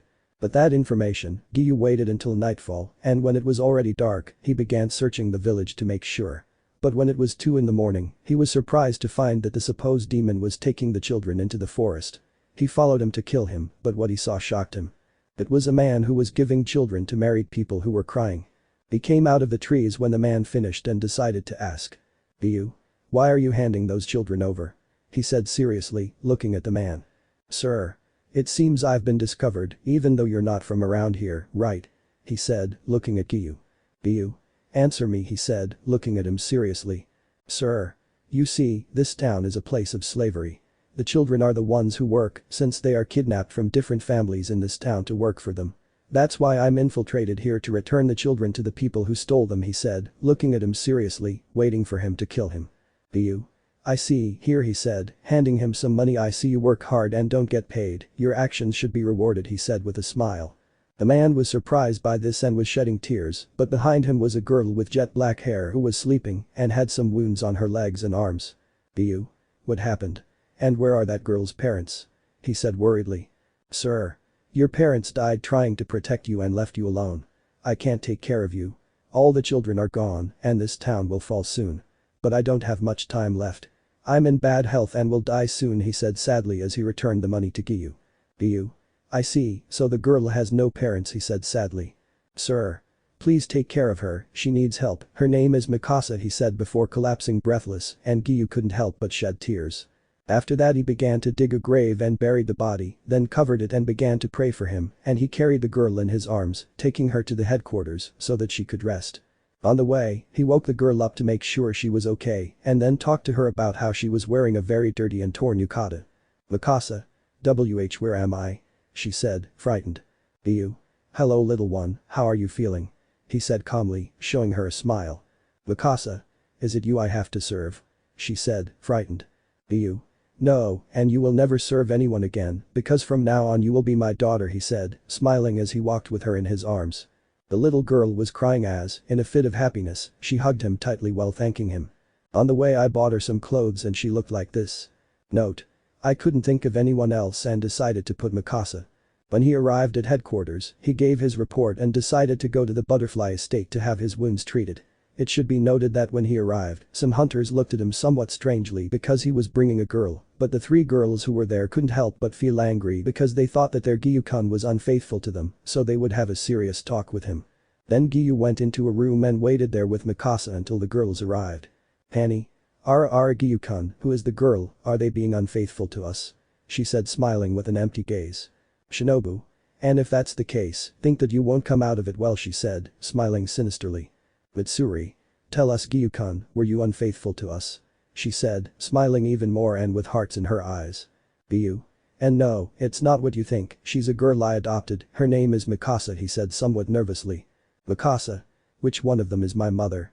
she said innocently. At what the girl said, the room fell silent.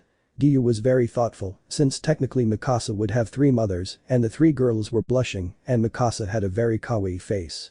Note. I almost died from how cute she is. The 3 girls threw themselves at her while screaming. The 3 of them. "Kawaii," they said as they hugged her, caressing her cheeks with their arms. "Annie. Giyuu, why didn't you ever tell me you found our daughter? She's so cute," she said, still hugging her. "Shinobu. No, Nisan, she's my daughter," she said with a big smile. "Mitsuri. No, she will be my daughter with Giyuu," she said, still hugging Mikasa. "Giyuu. She will be the daughter of the 4 of us," he said to calm them down, and Kani proceeded to heal Mikasa's wounds, who was very happy. After that, Giyuu had another reason to live. Chapter 35. Giyuu was scared. He knew his sperm was mixed with the poison in his body and wanted to end what Kani was doing, since she had previously taken his seed without hesitation, even knowing it was poisoned, so he spoke to try to stop her. "Giyuu.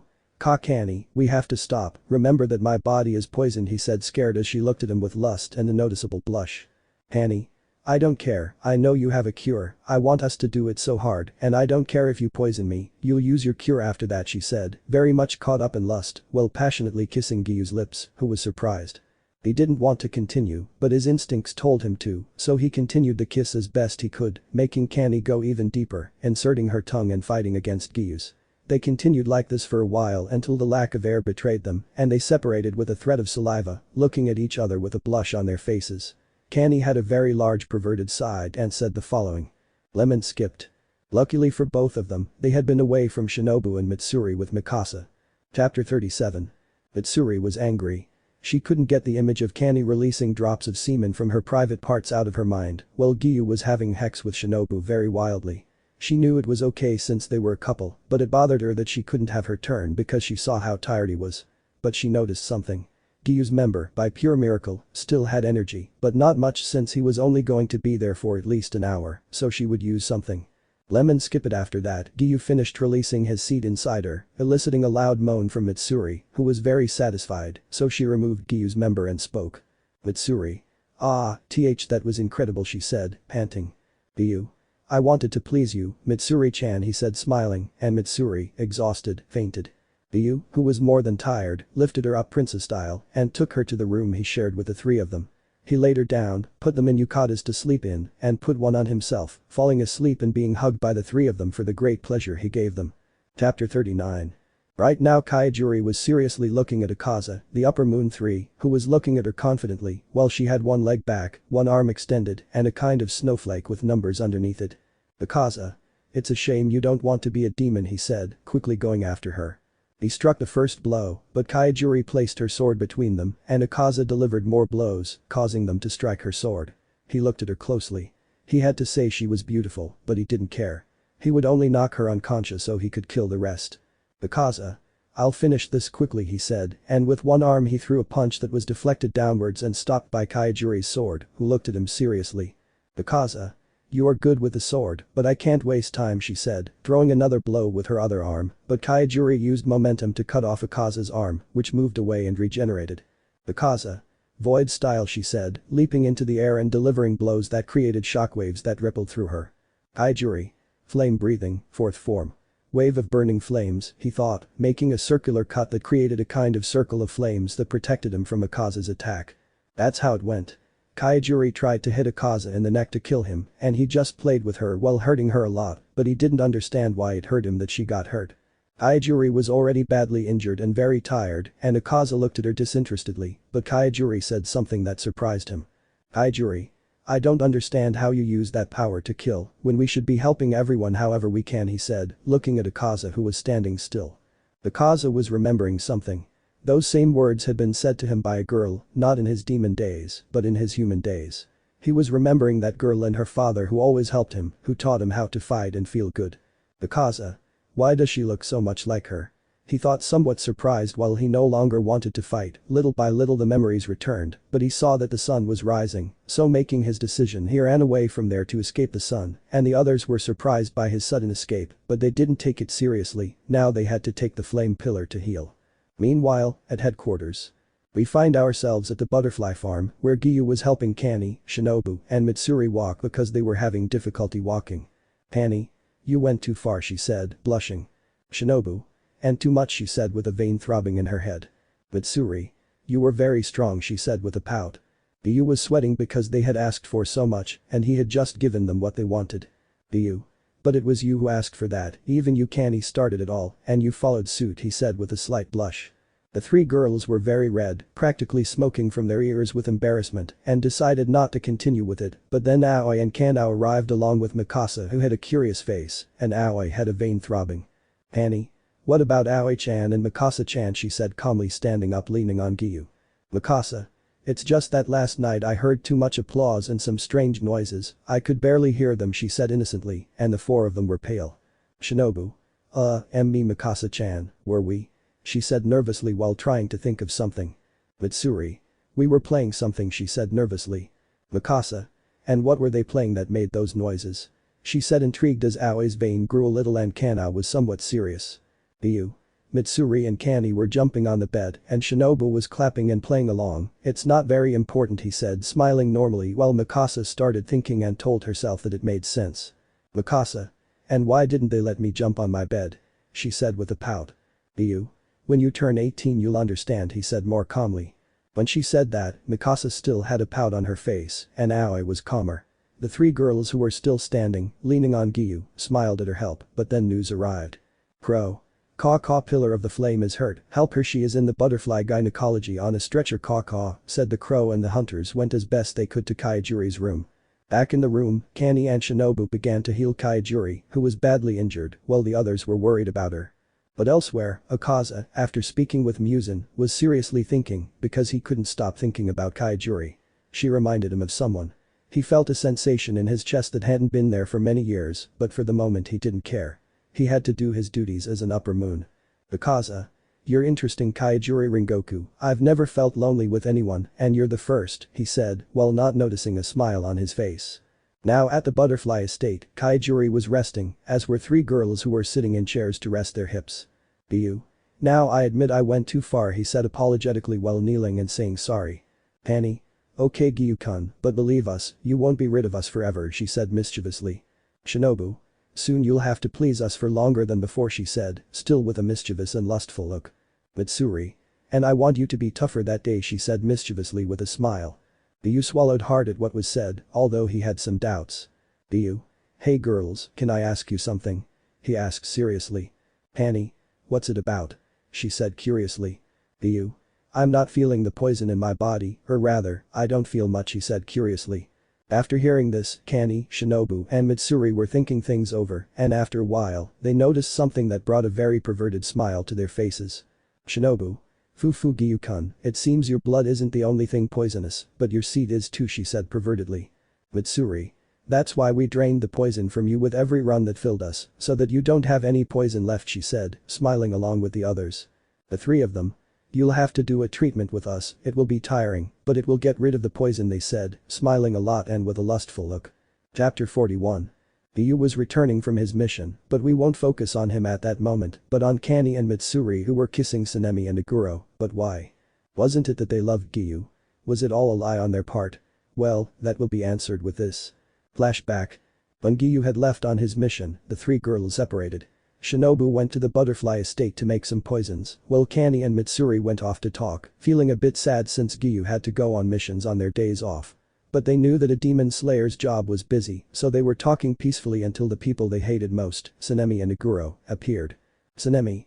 Hello, Kani-chan, Sanemi said, smiling confidently. Iguro. Hello, Mitsuri-chan, he said, equally confident. The two. What do you want?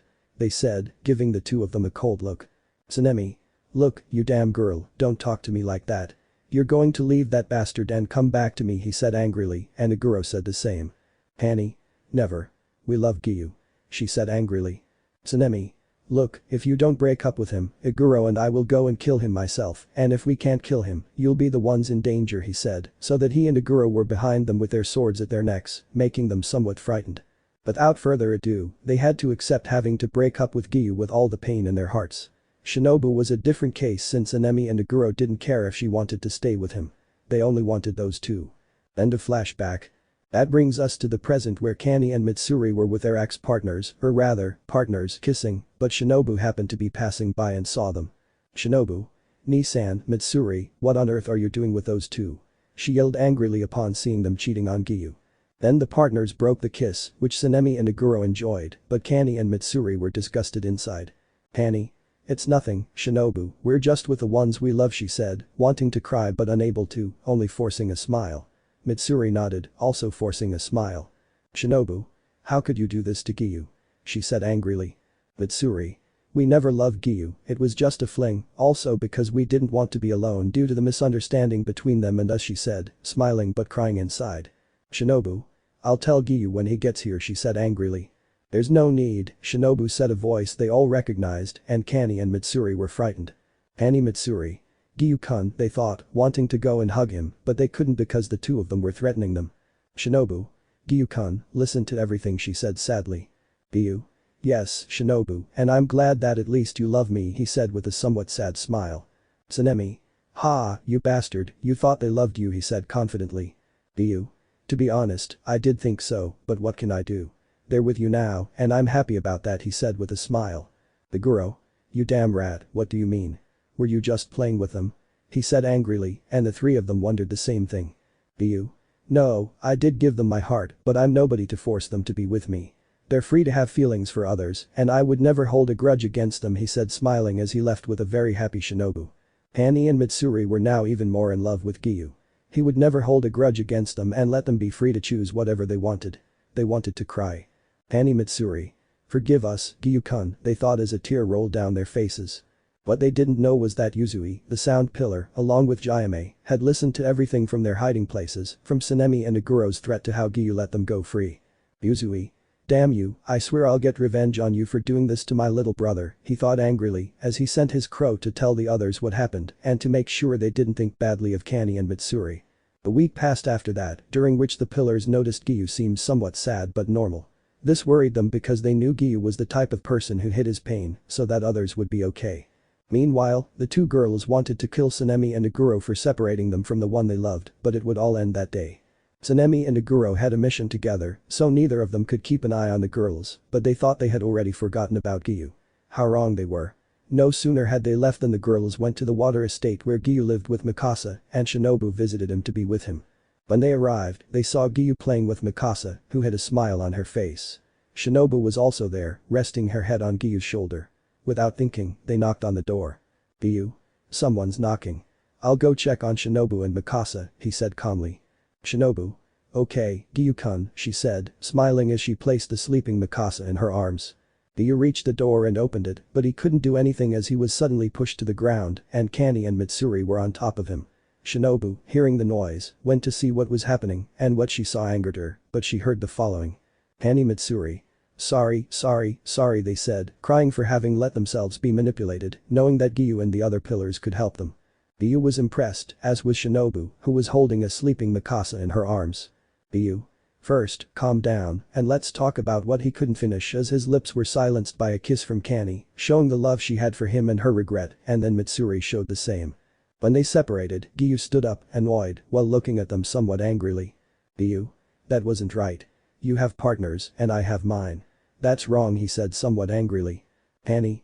Giyuu-kun, please let us explain, she said with tears streaming down her face. Mitsuri. We never meant to hurt you like that, she said, tears welling up in her eyes. The couple looked at them in surprise, but someone else joined in. Yuzui. Giyuu and I are right, they never meant to hurt you, he said, proceeding to recount what Iguro and Tsunemi had done. A great murderous instinct surrounded the water estate, but those present were somehow calm. Giyuu, although he knew he couldn't direct his murderous instinct to Iguro and Tsunemi, unleashed it from afar in anger. After a while, they had reconciled with him and were jealous because that week Shinobu had Giyuu all to herself, so they wanted to make up for lost time. Chapter 43. Giyuu was following Yuzui to ask him why he protected him from Tsunemi, so once he was close enough, he asked. Giyuu? Yuzui-san, why did you protect me? He asked curiously. Yuzui. Sigh Giyuu, I want to talk to you about something. You know I had brothers, right? He asked sadly. Giyuu. Yes, and what does that have to do with anything? He asked curiously. Yuzui. You see, my brothers in the Yuzui clan had died, and my youngest brother died, the one I was very fond of, but he died too, he said, letting a tear fall. Giyuu. And what does that have to do with you defending me? He said, confused. Yuzui. Well, he had a serious look, he was just like you, he was protective of everyone like you, that's why I defended you. You look so much like him, and I even consider you my little brother, he said, looking at him with a smile. Giyuu was smiling and then gave Yuzui a hug, who was surprised. Giyuu. Thank you, brother, he said, smiling, and Yuzui shed a few tears and hugged him back before going off to do his duties. Giyuu was walking to his estate and felt his poison less, because during the time he had to be away from Kanae and Mitsuri, he had been with Shinobu, and his poison was slowly fading away. Only about 20% or 18% of the poison remained in his body, which would be eliminated with medicine and without putting him in danger. While at the butterfly estate, Kanae and Mitsuri were looking at a picture of Giyuu without his top. A week without being able to be with their Giyuu and without having him was too much for them, so they were touching their private parts. But then they remembered that Shinobu had had Giyuu for a whole week and wanted to see something, so they went to her room to ask her something. Kanae? Hey Shinobu, can you tell me how much poison Giyuu has now? She said, using double ententes to find out if he was alright and if she had done that to him. Shinobu. Oh, well, Giyuu now has 20% or 18% poison, according to an analysis I did on him. Besides, he told me he would take the cure since that percentage wouldn't be dangerous. In fact, he should already be taking it and he'll be able to release his seed without poison, she said, unaware that this would doom her. Mitsuri. So you did that with Giyuu, she said jealously, just like Kanae. Shinobu was sweating because she knew how territorial the two of them were when it came to that sort of thing, but suddenly she was tied up so she couldn't escape. Kanae. It's not personal, Shinobu, but Mitsuri and I want to recover the lost case.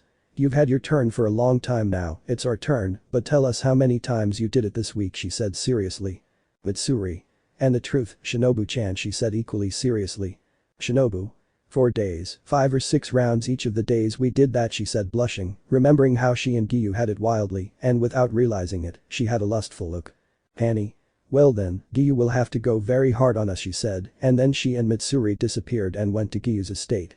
Shinobu was trying to break free so she could at least join in and have Giyuu's seed without the poison.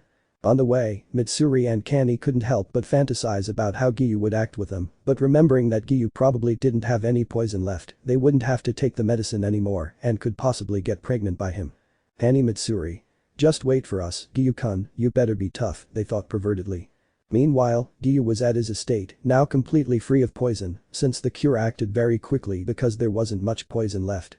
But something else happened. The medicine worked even more after the poison was gone because he had taken a lot, which gave him a lot of energy. Giyuu. I think I'll be more energetic than usual, he said, somewhat calmly, but energetic from the medicine. Hell, I'd even say I could give it to all 3 of his girlfriends for a whole day. Unfortunately for him, Mitsuri and Kanae had heard what he said and were even more eager, but before that, they had taken Mikasa to the butterfly estate to play with Kanae and Aoi, or the 3 girls, so she wouldn't interrupt. Once everything was done, the 2 were behind him without him noticing and said something that made Giyuu swallow hard. Mitsuri. Kanae. Giyuu-kun, it's time to start a family, they said with all the lust they had held back during the week. Giyuu knew they were going to be like this, but naively prayed they would forget about it since Shinobu had left him exhausted after 4 days of it. But he knew there was no escape. He would have to please them until they couldn't take any more or fainted.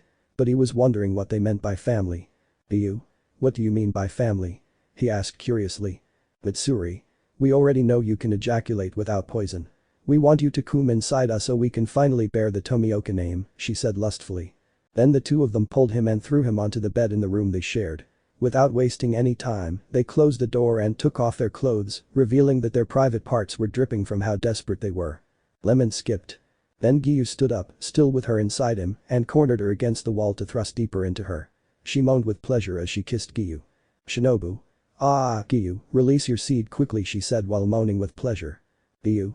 Okay, Shinobu, he said, becoming more forceful and thrusting faster, and finished after about 30 minutes inside her, where she fell asleep. Giyuu was definitely going to endure more of that when they wanted, but he fell asleep with her in bed next to Kani and Mitsuri. Chapter 45. Giyuu and his 3 girlfriends were on their way to the butterfly estate, although the 4 of them were walking with difficulty, because Giyuu had a great pain between his legs, and the 3 girls had a lot of pain in their hips. When they arrived at the farm, they were greeted by a hug from Mikasa, who was crying with happiness. Mikasa. My mothers are back, she said, tears streaming down her face, overjoyed to be with her 3 mothers again. Mitsuri Kani. Forgive us, Mikasa-chan, we didn't mean to leave your father, but we'll be back with you, and we'll never leave you again, they said, while shedding a few tears. Shinobu. I see that Mikasa really misses Nii-san and Mitsuri-chan, but anyway Giyuu, I have a question, she said, leaning closer to his ear. Giyuu. What's this about? He asked curiously. Shinobu. Are you going to get revenge on Shinazagawa and Iguro? She whispered, and Giyuu became serious. Giyuu. I'll talk to them so that everything ends. I don't want to hold a grudge against them, but I have to make them see the reality that it was their fault they're in the state they're in, he said seriously in Shinobu's ear, since he knew that she didn't want to involve Mitsuri and Kani. That was a matter that had to be between him and them. Shinobu. Okay, but go ask the boss, she said, leaving and giving him a kiss on the cheek.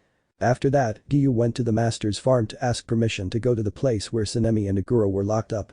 When he arrived at the farm, he asked permission to enter and it was granted, and he entered, seeing the master. Boss. Hello Giyuu, he said, smiling at his son. Giyuu. Good morning Oyakata-sama, I hope you are in good health, he said respectfully to the master. Boss. And tell me Giyuu, what brings you here? He said calmly. Giyuu.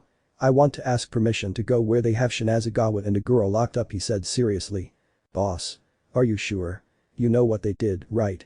He said, still calm but somewhat serious. Giyuu. If I'm sure, this was caused by themselves and I want them to see it and not look for someone to blame for their actions, he said seriously, still looking respectfully at the master. Boss.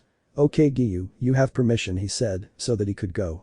Giyuu, after searching for a while for their cell, found them and they were being beaten by the Kakushins and were about to stick a stick in them from behind, and he said something, so that they would not hurt them. Giyuu. Parandaiho Serio. The Kakushins were going to lick, but upon seeing Giyuu they decided not to say anything and left, leaving him with the 2 pillars. Sanemi. Who is it? He said, raising his head as his anger increased. Iguro. You damn rat, it's your fault we're here, he said angrily. Giyuu. Are you sure it was my fault that you're here? He said seriously, looking them in the eyes. Sanemi. Well, yes, everything was fine until you arrived and took our partners away, he said angrily. Giyuu. Are you sure I was the one who took them from you, or did you lose them yourselves? He said, looking at them. Iguro. You stole Mitsuri-chan from me, you damn rat. He said angrily. Giyuu.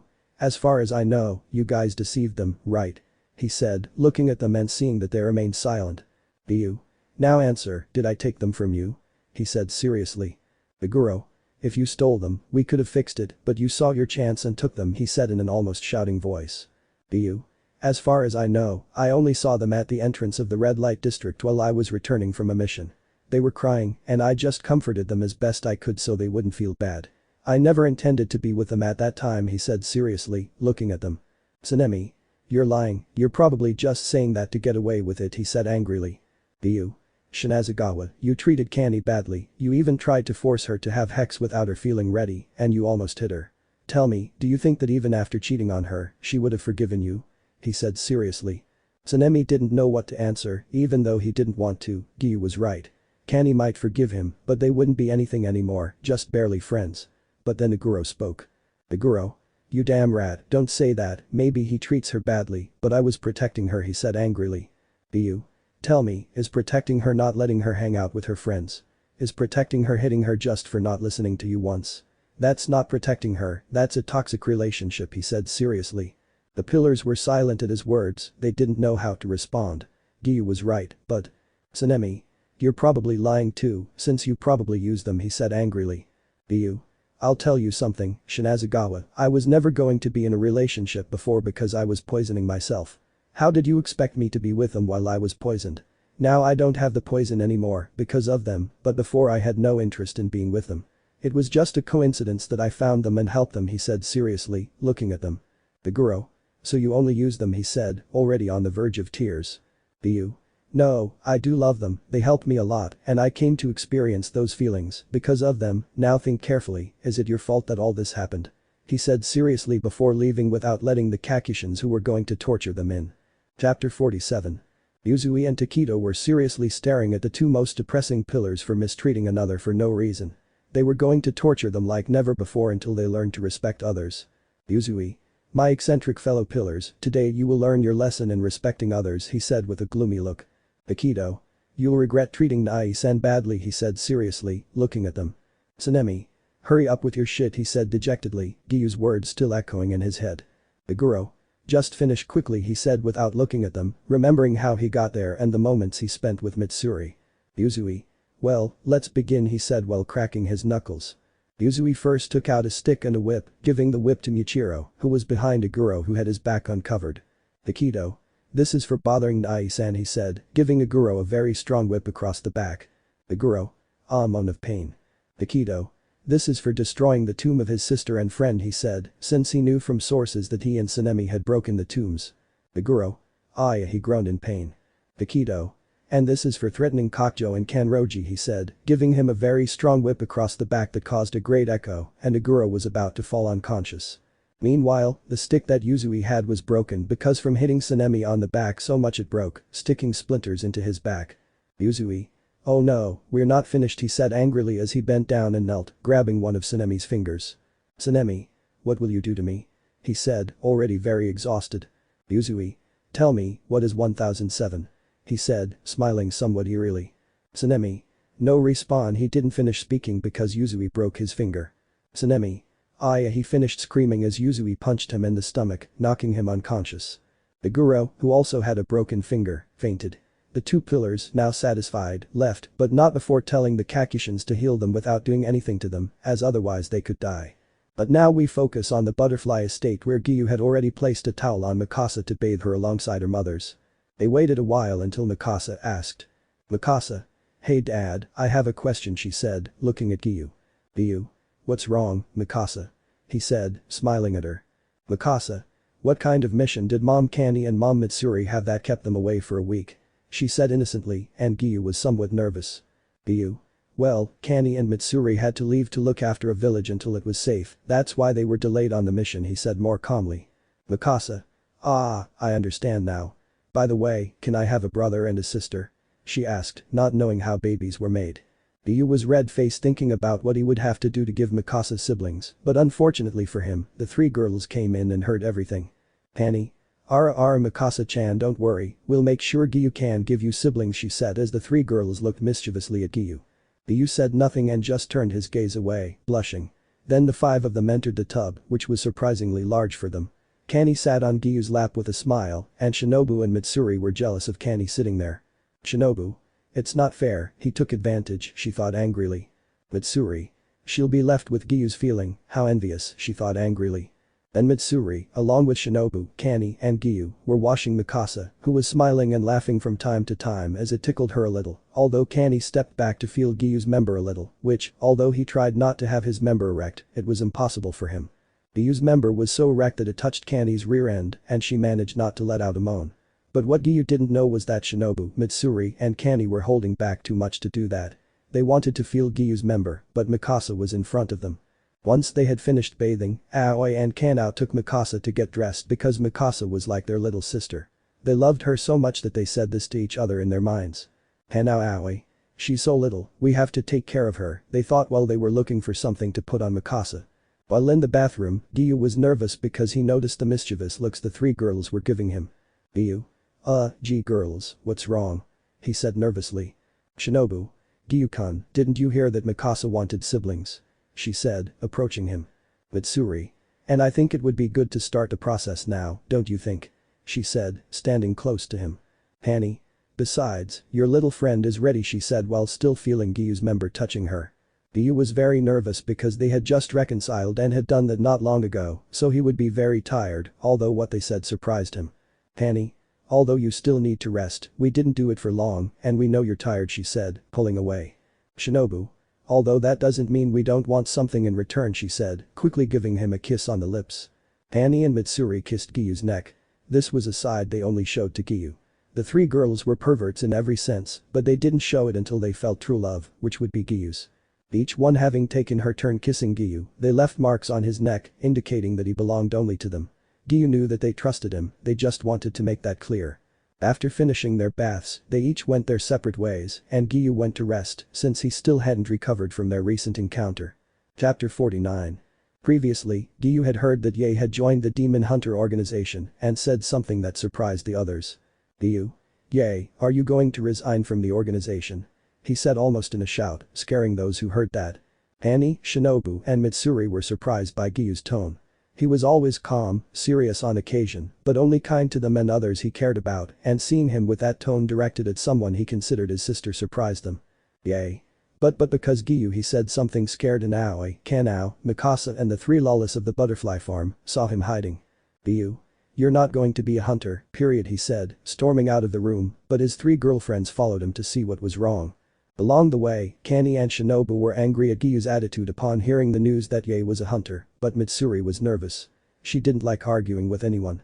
Upon reaching a clearing, they noticed Giyuu standing in front of Sabito and Tsutako's graves. He had a frightened look, which surprised the three girls. They didn't know why he was like that. They no longer saw his angry face until they heard. Giyuu? Sorry Ni-san for yelling at Ye, but I don't want her to be in danger.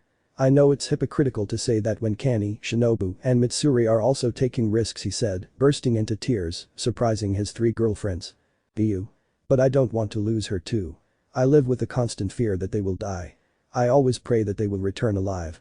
I don't want that fear to increase he said, shedding more tears, which touched his three girlfriends because of the concern he had for them, but what followed made them cry. Giyuu? I know this will be wrong, but it's best if I end things with them. I know I've caused them concern too, and I don't want them to continue suffering. I want them to be able to rest easy without worrying. That will be best. With time, they'll forget me he said, getting up with a sad expression, but when he turned around, he was greeted by a hug from the three girls. Shinobu? Idiot she said crying, hugging him tightly. Annie? Don't say things like that, it worries us more than anything else she said, still crying. Mitsuri? Please don't leave us, we don't want to be alone again she said sadly. Giyuu? It's the only solution, you're suffering because of me, I don't want to see you like this he said, returning the hug. Annie? We care about you, it's a sign that we love you she said somewhat angrily. Shinobu? We know we're always at risk she said, clinging to him tighter.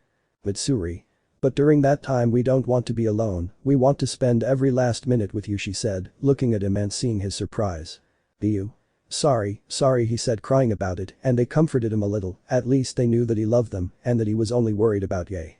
But they noticed that his breathing became a little shallow and he fainted, which worried them and they noticed something. That mark they saw on Giyuu's cheek that looked like water currents, this caused them more concern, since the boss had once told them about the marks, since they had found something about some marks when they were looking for something to train their breathing. The master had told them about the curse of this and seeing Giyuu with that mark worried them too much and they took him to the butterfly estate. Mitsuri was sent to the master's estate to warn him about the matter of Giyuu's mark. While Kanae had Giyuu on her back, a curious fact is that from doing it so many times they gained more resistance, so Giyuu's weight no longer bothered Kanae so much. When they arrived at the estate, they were greeted by Ye and the other girls who saw Giyuu unconscious. This worried the others, including Ye. She was somewhat angry with Giyuu, but she wouldn't deny that she understood the concern Giyuu had for her.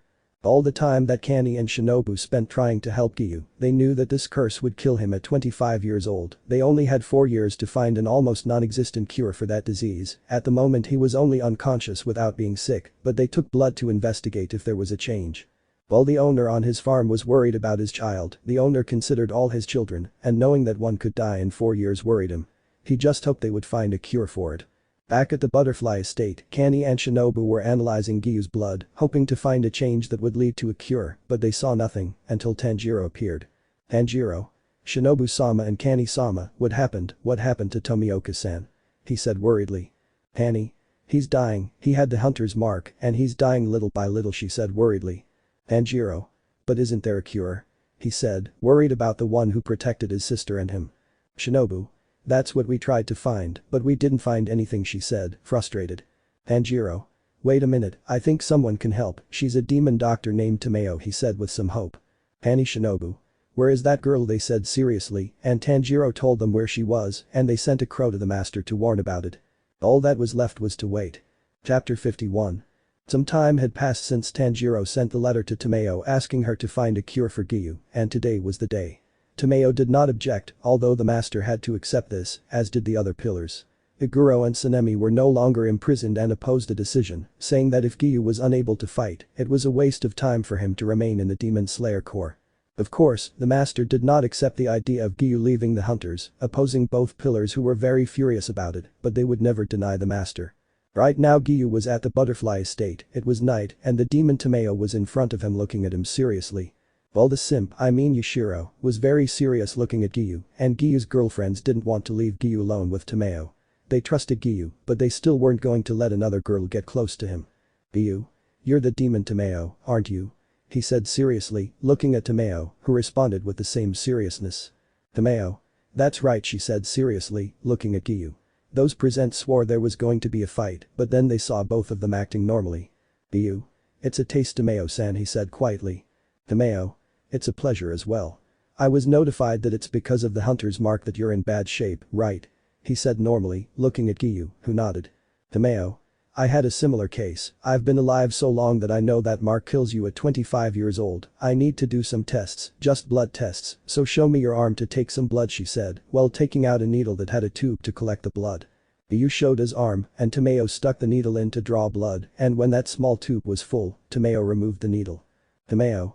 Is there a laboratory where I can study the blood? She said, looking at the pillars. Shinobu? Yes, my poison study, there is a wide variety of objects for studying blood, she said seriously. Tomeo and Shinobu went to the laboratory along with Giyuu, who had to be present in case more tests were needed. Meanwhile, outside, Kani and Mitsuri were with Yushiro, who were somewhat impatient. Kani? What's your name? She said, looking at Yushiro, who was looking at her seriously. Yushiro? My name is Yushiro, I am Tomeo-sama's assistant, he said normally. Mitsuri? Excuse me, do you think she can find a cure for Giyuu-kun? She said, sounding worried. Yushiro? There is a cure, according to what Tomeo-sama told me. He met a hunter, the first to use the total concentration breathing, who surpassed the death date of the mark's curse, he said seriously. Kani? So you're going to cure Giyuu-kun? She said hopefully. Yushiro? I don't know, he said seriously. Mitsuri? But didn't that hunter manage to surpass the mark? She said excitedly. Yushiro? She studied that subject's blood, but she never found a cure. That subject's blood had run out and dried up, which complicated Tomeo-sama's continued study, although I think she will succeed. I once heard her whisper something about why she wasn't faster. I can deduce that she managed to find a way to cure him, but I'm not sure, he said seriously, and both girls just prayed that he was alright. While inside the room, Tomeo had been studying Giyuu's blood and was shocked. She didn't know what to do. Giyuu's blood was poisoned. So much time with the body full of poison caused the blood to fuse with it and not harm him, but that blood would affect the demons. Tomeo? May I ask why your blood is poisoned? She said seriously. Shinobu? Wait, what? Giyuu, I thought you'd stop poisoning yourself. She said, sounding a bit angry. Giyuu? But I've never consumed poison again, unless the poison fused with my blood, he said seriously. Tomeo? How long have you been poisoning yourself? She said seriously. Giyuu? 5 years, he said, looking at Tomeo. Tomeo? Well, after being poisoned for so long, your blood is fused with the poison. It won't harm you, except that if a demon or someone else consumes your blood, they will be poisoned, she said seriously. Shinobu? Wait, so everything that comes out of him will be poisoned? She said, sounding sad that she couldn't have a family with Giyuu. Tomeo? No, only the blood, everything else produced by the rest of Tomioka's body will be normal, he said normally. Shinobu? What a relief, she said happily. Tomeo continued studying Giyuu's blood. Some time ago, he managed to find a cure for yoriichi's mark, although he knew that the cure wasn't necessary for him. It would possibly give yoriichi more years of life, but he had to study Giyuu's blood more to confirm. A while passed and it was almost morning, and Tomeo already had an answer that would cost too much. Tomeo? I think I know what can cure you of the mark, she said seriously, looking at Giyuu. Giyuu? Why so serious? Tomeo? We'll need certain ingredients that I have, they're easy to get, but I need Kocho to do the work, she said, looking at Shinobu. Shinobu? And why me? She said, confused. Tomeo? There's an ingredient called glycine, as you know, that weakens me, and the other thing would be blood of a higher moon, he said, surprising those present. Giyuu? Because Snadger Dia Moon said seriously. Tomeo? The hunter's mark grants you enormous strength, but only a demon could use that strength without problems. That's why using wisteria will cause the demon essence to dissipate, thus allowing for a medicine. This medicine will be able to nullify the curse of the mark, but your years as a human will continue their normal course. You will die either of old age or by being murdered, she said seriously. Shinobu. But that doesn't explain anything about why a superior, she said, still not understanding. Tomeo. The Demon King's blood would be very useful, but we can't get it. The moon's, being the closest to having his blood, would be very useful, she said seriously. Giyuu. Then we must hunt a demon moon to obtain the cure for the mark, he said seriously. Tomeo. Yes, I will return to get the other materials, you will have to take care of the wisteria and the blood of a moon, she said seriously. So Tomeo knew you had to stay since it was daytime, and then when it became night again he left, of course explaining by letter to the boss, Kanae and Mitsuri, about the cure. Chapter 53. Giyuu looked seriously at Upper Moon 4, who looked seriously at him and smiled. Moon 4. Ha ha ha Hunter, I'm going to have fun with you, my name is Hakuten, and you're going to meet the rest, she said to explode, surprising Giyuu, and he saw somewhat scared 4 demons with the kanji of Upper Moon 4. Everyone. We're introducing ourselves, Pilar, since you die here, she said to introduce herself. I am Sakito, the manifestation of anger, he said angrily, looking at Giyuu. He had a kind of staff with rings and wore a kimono. I am Karaku, the manifestation of relaxation, he said while wearing only pants and smiling, but he had a kind of leaf in his hands. I am Izetsu, the manifestation of sadness, said the demon somewhat nervously while holding a 3-pronged spear. I am Yurogi, the manifestation of delight, he said, smiling somewhat madly, while on his back he had wings and his feet and hands resembled those of a bird. Giyuu was nervous when he saw them. If they were as powerful as a moon, it wasn't going to be easy. Killing them was going to be complicated, and he would have to use the storm breathing technique that he had already perfected. Giyuu. Let's see who falls first, he said seriously, and the first to attack was Karaku. The fan demon used his strength by moving his fan, generating a great gust of wind that sent Giyuu flying with great ease, surprising him, but behind him appeared Yurogi. The winged demon let out a great sonic scream, leaving Giyuu deaf and causing him to fall to the ground since he was in the air and could not do anything. Giyuu got up, but Sakito generated a beam with his staff that immobilized Giyuu, who cried out in pain, prompting the other remaining demon to attack. Izetsu. Pardon, tears rain thrust, he said as he began to thrust, but these failed as Giyuu recovered and jumped without being harmed by the spear. Giyuu. Their speeds are different, the speed of the Upper Moon 2 and 1 were different, these barely have the speed of a lower one, he thought seriously as he let himself be attacked, taking precautions so that he would not be too damaged. Giyuu. I see this will be complicated, he said, starting to breathe. He already had a plan of who to go after first. Giyuu. Water breathing, 9th form. Chaotic splash, he said, beginning to move at great speed, leaving trails of water that confused the 4 demons until they hurt him. Giyuu. Water breathing, 8th form. Waterfall lake, he said, making a vertical cut to Sakito, cutting off his head and surprising him. Giyuu knew that if they were the same, one would not die if the other did not, so he threw Sakito's head away so that it would not interrupt. Giyuu. 1 less, 3 to go, he said seriously, he knew that if Sakito was interrupting, a mistake would cause him to get struck by lightning and the others to attack. Karaku.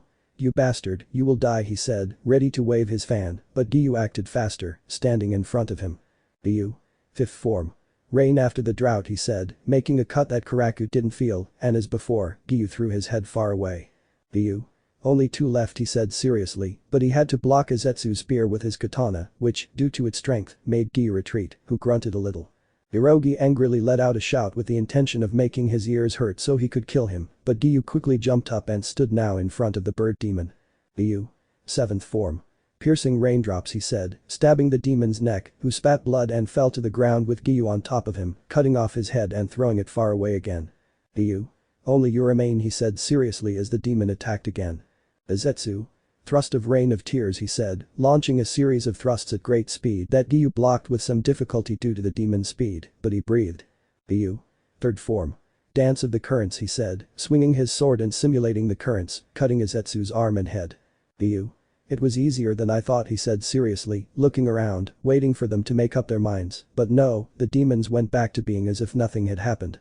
Giyuu. What the hell, he said, surprised to see how they already had their heads, even though he saw that none of them put their heads on. Karaku. Damn you, why don't you die? He said angrily, but suddenly Sakito began to quickly absorb the others, surprising Giyuu, who looked back at Hakuten. Hakuten. Damned human, now you will see Hakuten, the manifestation of hatred, angry Dino. Hakuten. Demonic blood technique. Karmic forest of Avisi, he said, playing his drums as the trees created themselves into wooden dragons. Giyuu was surprised to see those wooden dragons until he saw the demon play his drums. One of the dragons launched fire from its mouth at an enormous speed that Giyuu barely managed to dodge. But it didn't stop there. Tsugikuni played another drum and another dragon roared, releasing a very loud noise that was more or even worse than the demon's technique. Tsugikuni. Death ray, he said, striking another drum, and another dragon unleashed beams from its mouth directly at Giyuu, who reacted quickly. Giyuu. 11th form. Calm, he said, trying to block the attack, but it was useless. He received a lot of damage from that attack. Tsugikuni. Today you die, human, he said seriously, looking at Giyuu. Giyuu. I was planning to save this for the damn upper moon too, but you leave me no choice, he said seriously, as he grabbed the blood running from his body and passed it through his sword. Remember that his blood is poisonous. Giyuu. I intend to kill you no matter what it takes, he said seriously, activating his mark which appeared on his cheek, making him even more serious. Suddenly the sky clouded over, but this did not interest Tsugikuni, who was looking at Giyuu. Tsugikuni. You're going to die, Hunter, he said seriously. He was about to attack, but Giyuu was already behind him at great speed. Giyuu. Storm breathing, first form. Wind gust, he said, delivering a horizontal slash that caused furious winds, cutting the demon, who was surprised and flew away a little. Tsugikuni. Damn it, resonance, he said, playing a drum but somewhat weak from Giyuu's poison. The dragon was about to attack Giyuu, who acted quickly, leaping away from the horrible sound and speeding towards the demon, saying. Giyuu. Second form. Raindrops, he said, stabbing the demon, who was surprised and was falling from Giyuu's deep stabs as the poison weakened him. Both fell into the water. Giyuu for his part walked on the water, surprising Tsugikuni. Tsugikuni. Damn it, he said, trying to play a drum, but it was no use since Giyuu acted faster than him. Giyuu. Third form. Water lightning, he said, making an upward slash from which a beam of water shot out, hitting the demon, who screamed in pain. Giyuu. You see, getting electrocuted isn't funny, is it? He said seriously, and the demon, fed up, acted. Tsugikuni. Now you've really angered me, resonance, death ray, furious winds and fire, he said, rapidly playing his drums, and the four dragons attacked Giyuu, who began to breathe. Giyuu. Fourth form V lightning whirlwind, he said as he began to spin, and an ascending black whirlwind with lightning bolts coming out protecting Giyuu from the attacks that collided and made the whirlwind even more furious, reaching Tsugikuni, who was elevated above Giyuu, giving him cuts all over. He was very tired, his attacks were strong, and the storm accompanying him was dangerous. Now he understood why Muzan wanted him as a demon, he was simply strong. He recovered again. The poison never left him because Giyuu took advantage of the opportunity to transfer his poison blood to his sword, and he couldn't recover quickly. That poison was simply too potent. Giyuu. You're going to die, fifth form. Furious raindrops, this form was just a thrust, but instead of giving deep thrusts, it pierced the enemy. And then Giyuu pierced Tsugikuni's chest, who released a lot of his blood, and a frightened demon-like creature came out and positioned itself on top of one of the dragons. Giyuu. I understand now, he said seriously, apparently that was the original demon, and if he wanted to finish him off he would have to cut off his head, but first he had to knock Tsugikuni out of action for a short time. Giyuu. Sixth form. Emperor's thunder, he said as he ran towards Tsugikuni. The attack was similar to the ninth form of the flame, breathing only that upon impact a great thunderclap struck, injuring Tsugikuni, who spat out more blood. Giyuu had cut off his drums and arms with that attack, leaving the demon in a very serious kind of agony, who could not regenerate quickly because of the great poison that Giyuu put on him. Giyuu. Alright, now those dragons, he said, watching the wooden dragons go on the little demon's errand. Demon. You will die, he said, thinking that Giyuu would have no way to finish off the dragons. Giyuu. You're the one who will die, he said seriously, breathing deeply and assuming his most powerful stance. Giyuu. Seventh form. Emperor's hammer, he said, making a long-range upward slash cutting a nearby dragon, then a slash to the right, deflecting another dragon with great force, again up, left, down and right, cutting the dragons with great force until they saw him. A hammer-like shape formed from the cuts, and the last part frightened the demon. He saw that hammer-like shape fall as Giyuu was about to make a downward cut. He wanted to flee, but I didn't manage it, the cut went through, and that generated a large explosion that left a lot of smoke. The dragons turned to dust, a large crater in the place, and the small demon who was very scared upon seeing the imposing figure of Giyuu who was panting too much. Giyuu had changed the storm breathing technique, he had started again since he noticed several errors in those postures he created and knew he had to start over, and these 7 postures he showed now were definitive, although they left him very tired. The little demon tried to hide, but it was no use because Giyuu, with everything he had, cut off his head. The demon disintegrated along with Tsugikuni, it was all over, he had won, he defeated his first upper moon, but he did not come out unscathed. Giyuu, although it may not seem so, received damage. The pressure he put on his lungs to give stance after stance caused him a lot of damage, along with the noise generated by one of the dragons made his left ear bleed. The fire dragon's burns burned his skin a little, the lightning dragon left him very sensitive. He was almost in pieces, barely able to withstand all he could. He won, but badly wounded, lying on the ground. The blood loss from some wounds caused by the demon spear was widening. Giyuu. I won, he said happily, and his crow quickly went to warn that he was injured. Chapter 55. Himejima was running to the butterfly estate to see Giyuu and check on his condition, as it is known that Himejima sees Giyuu as one of his children. What he doesn't know is that Giyuu is being tortured at that moment. But what punishment? Were they hitting him? Cutting him? Or something worse? The punishment is none other than lap dances. Yes, a strange punishment, but considering how lustful they were previously shown to be toward Tomioka, it could be said that if it weren't for their work as demon slayers, they would be having sex with Giyuu. And this was a punishment considering the fact that Giyuu was very tired and exhausted from his battle against Upper Moon 4.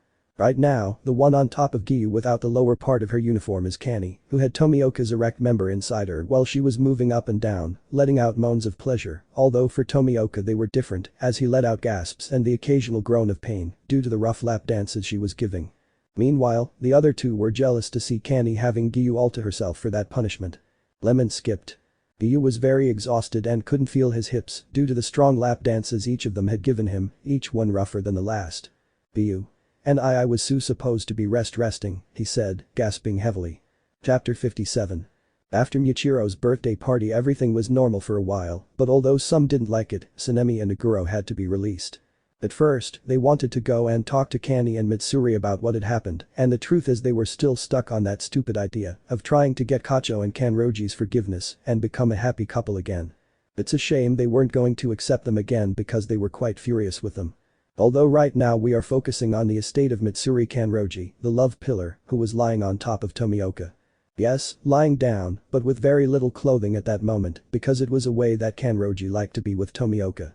And she was like this. She was practically only wearing underwear at that moment that covered her breasts and private parts. Giyuu. You always like being like this, don't you, Mitsuri-chan? Said Tomioka, smiling calmly as he stroked Kanroji's head, who was snuggled up to his chest with a slight blush. Mitsuri. You're very comfortable, Giyuu-kun, it's not my fault, she said, smiling at him, and he kissed her forehead while still stroking her head. Although it might not seem like it, his three girlfriends were somewhat spoiled, he gave Kanae sweets, hugs, and things like that. Shinobu was more about conversations and kisses, along with the occasional outfit. Mitsuri liked Giyuu's caresses to her head and being around Tomioka's body heat, which is why she didn't wear clothes. Although there was one thing they did agree on doing it with Tomioka. Giyuu knew that they were dangerous when they wanted that because they didn't stop until they were completely satisfied. Mitsuri looked at Tomioka and gave him a somewhat passionate kiss, inserting her tongue, and Giyuu had no choice but to accept at that moment while he hugged her by the waist and they separated when the air betrayed them. Mitsuri. I wish we could stay like this forever, she said happily, snuggling back into Tomioka's chest. He smiled as he continued to stroke her head, a moment that was ruined. Iguro. Mitsuri, please come out, I want to talk. He said in a way that seemed pleading at that moment, which angered Kanroji and she pouted because she didn't want to get up. Mitsuri. What does he want now? She said angrily at that moment for interrupting her moment with Tomioka. Giyuu. Calm down, everything's fine, Mitsuri, nothing's wrong, he said, kissing her again.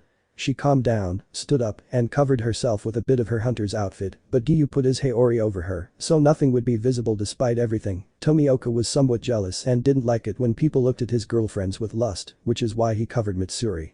Mitsuri. Thank you so much, Giyuu-kun, she said with a blush on her face, and went out to face Iguro. Mitsuri. What do you want? She said in a cold tone. Iguro.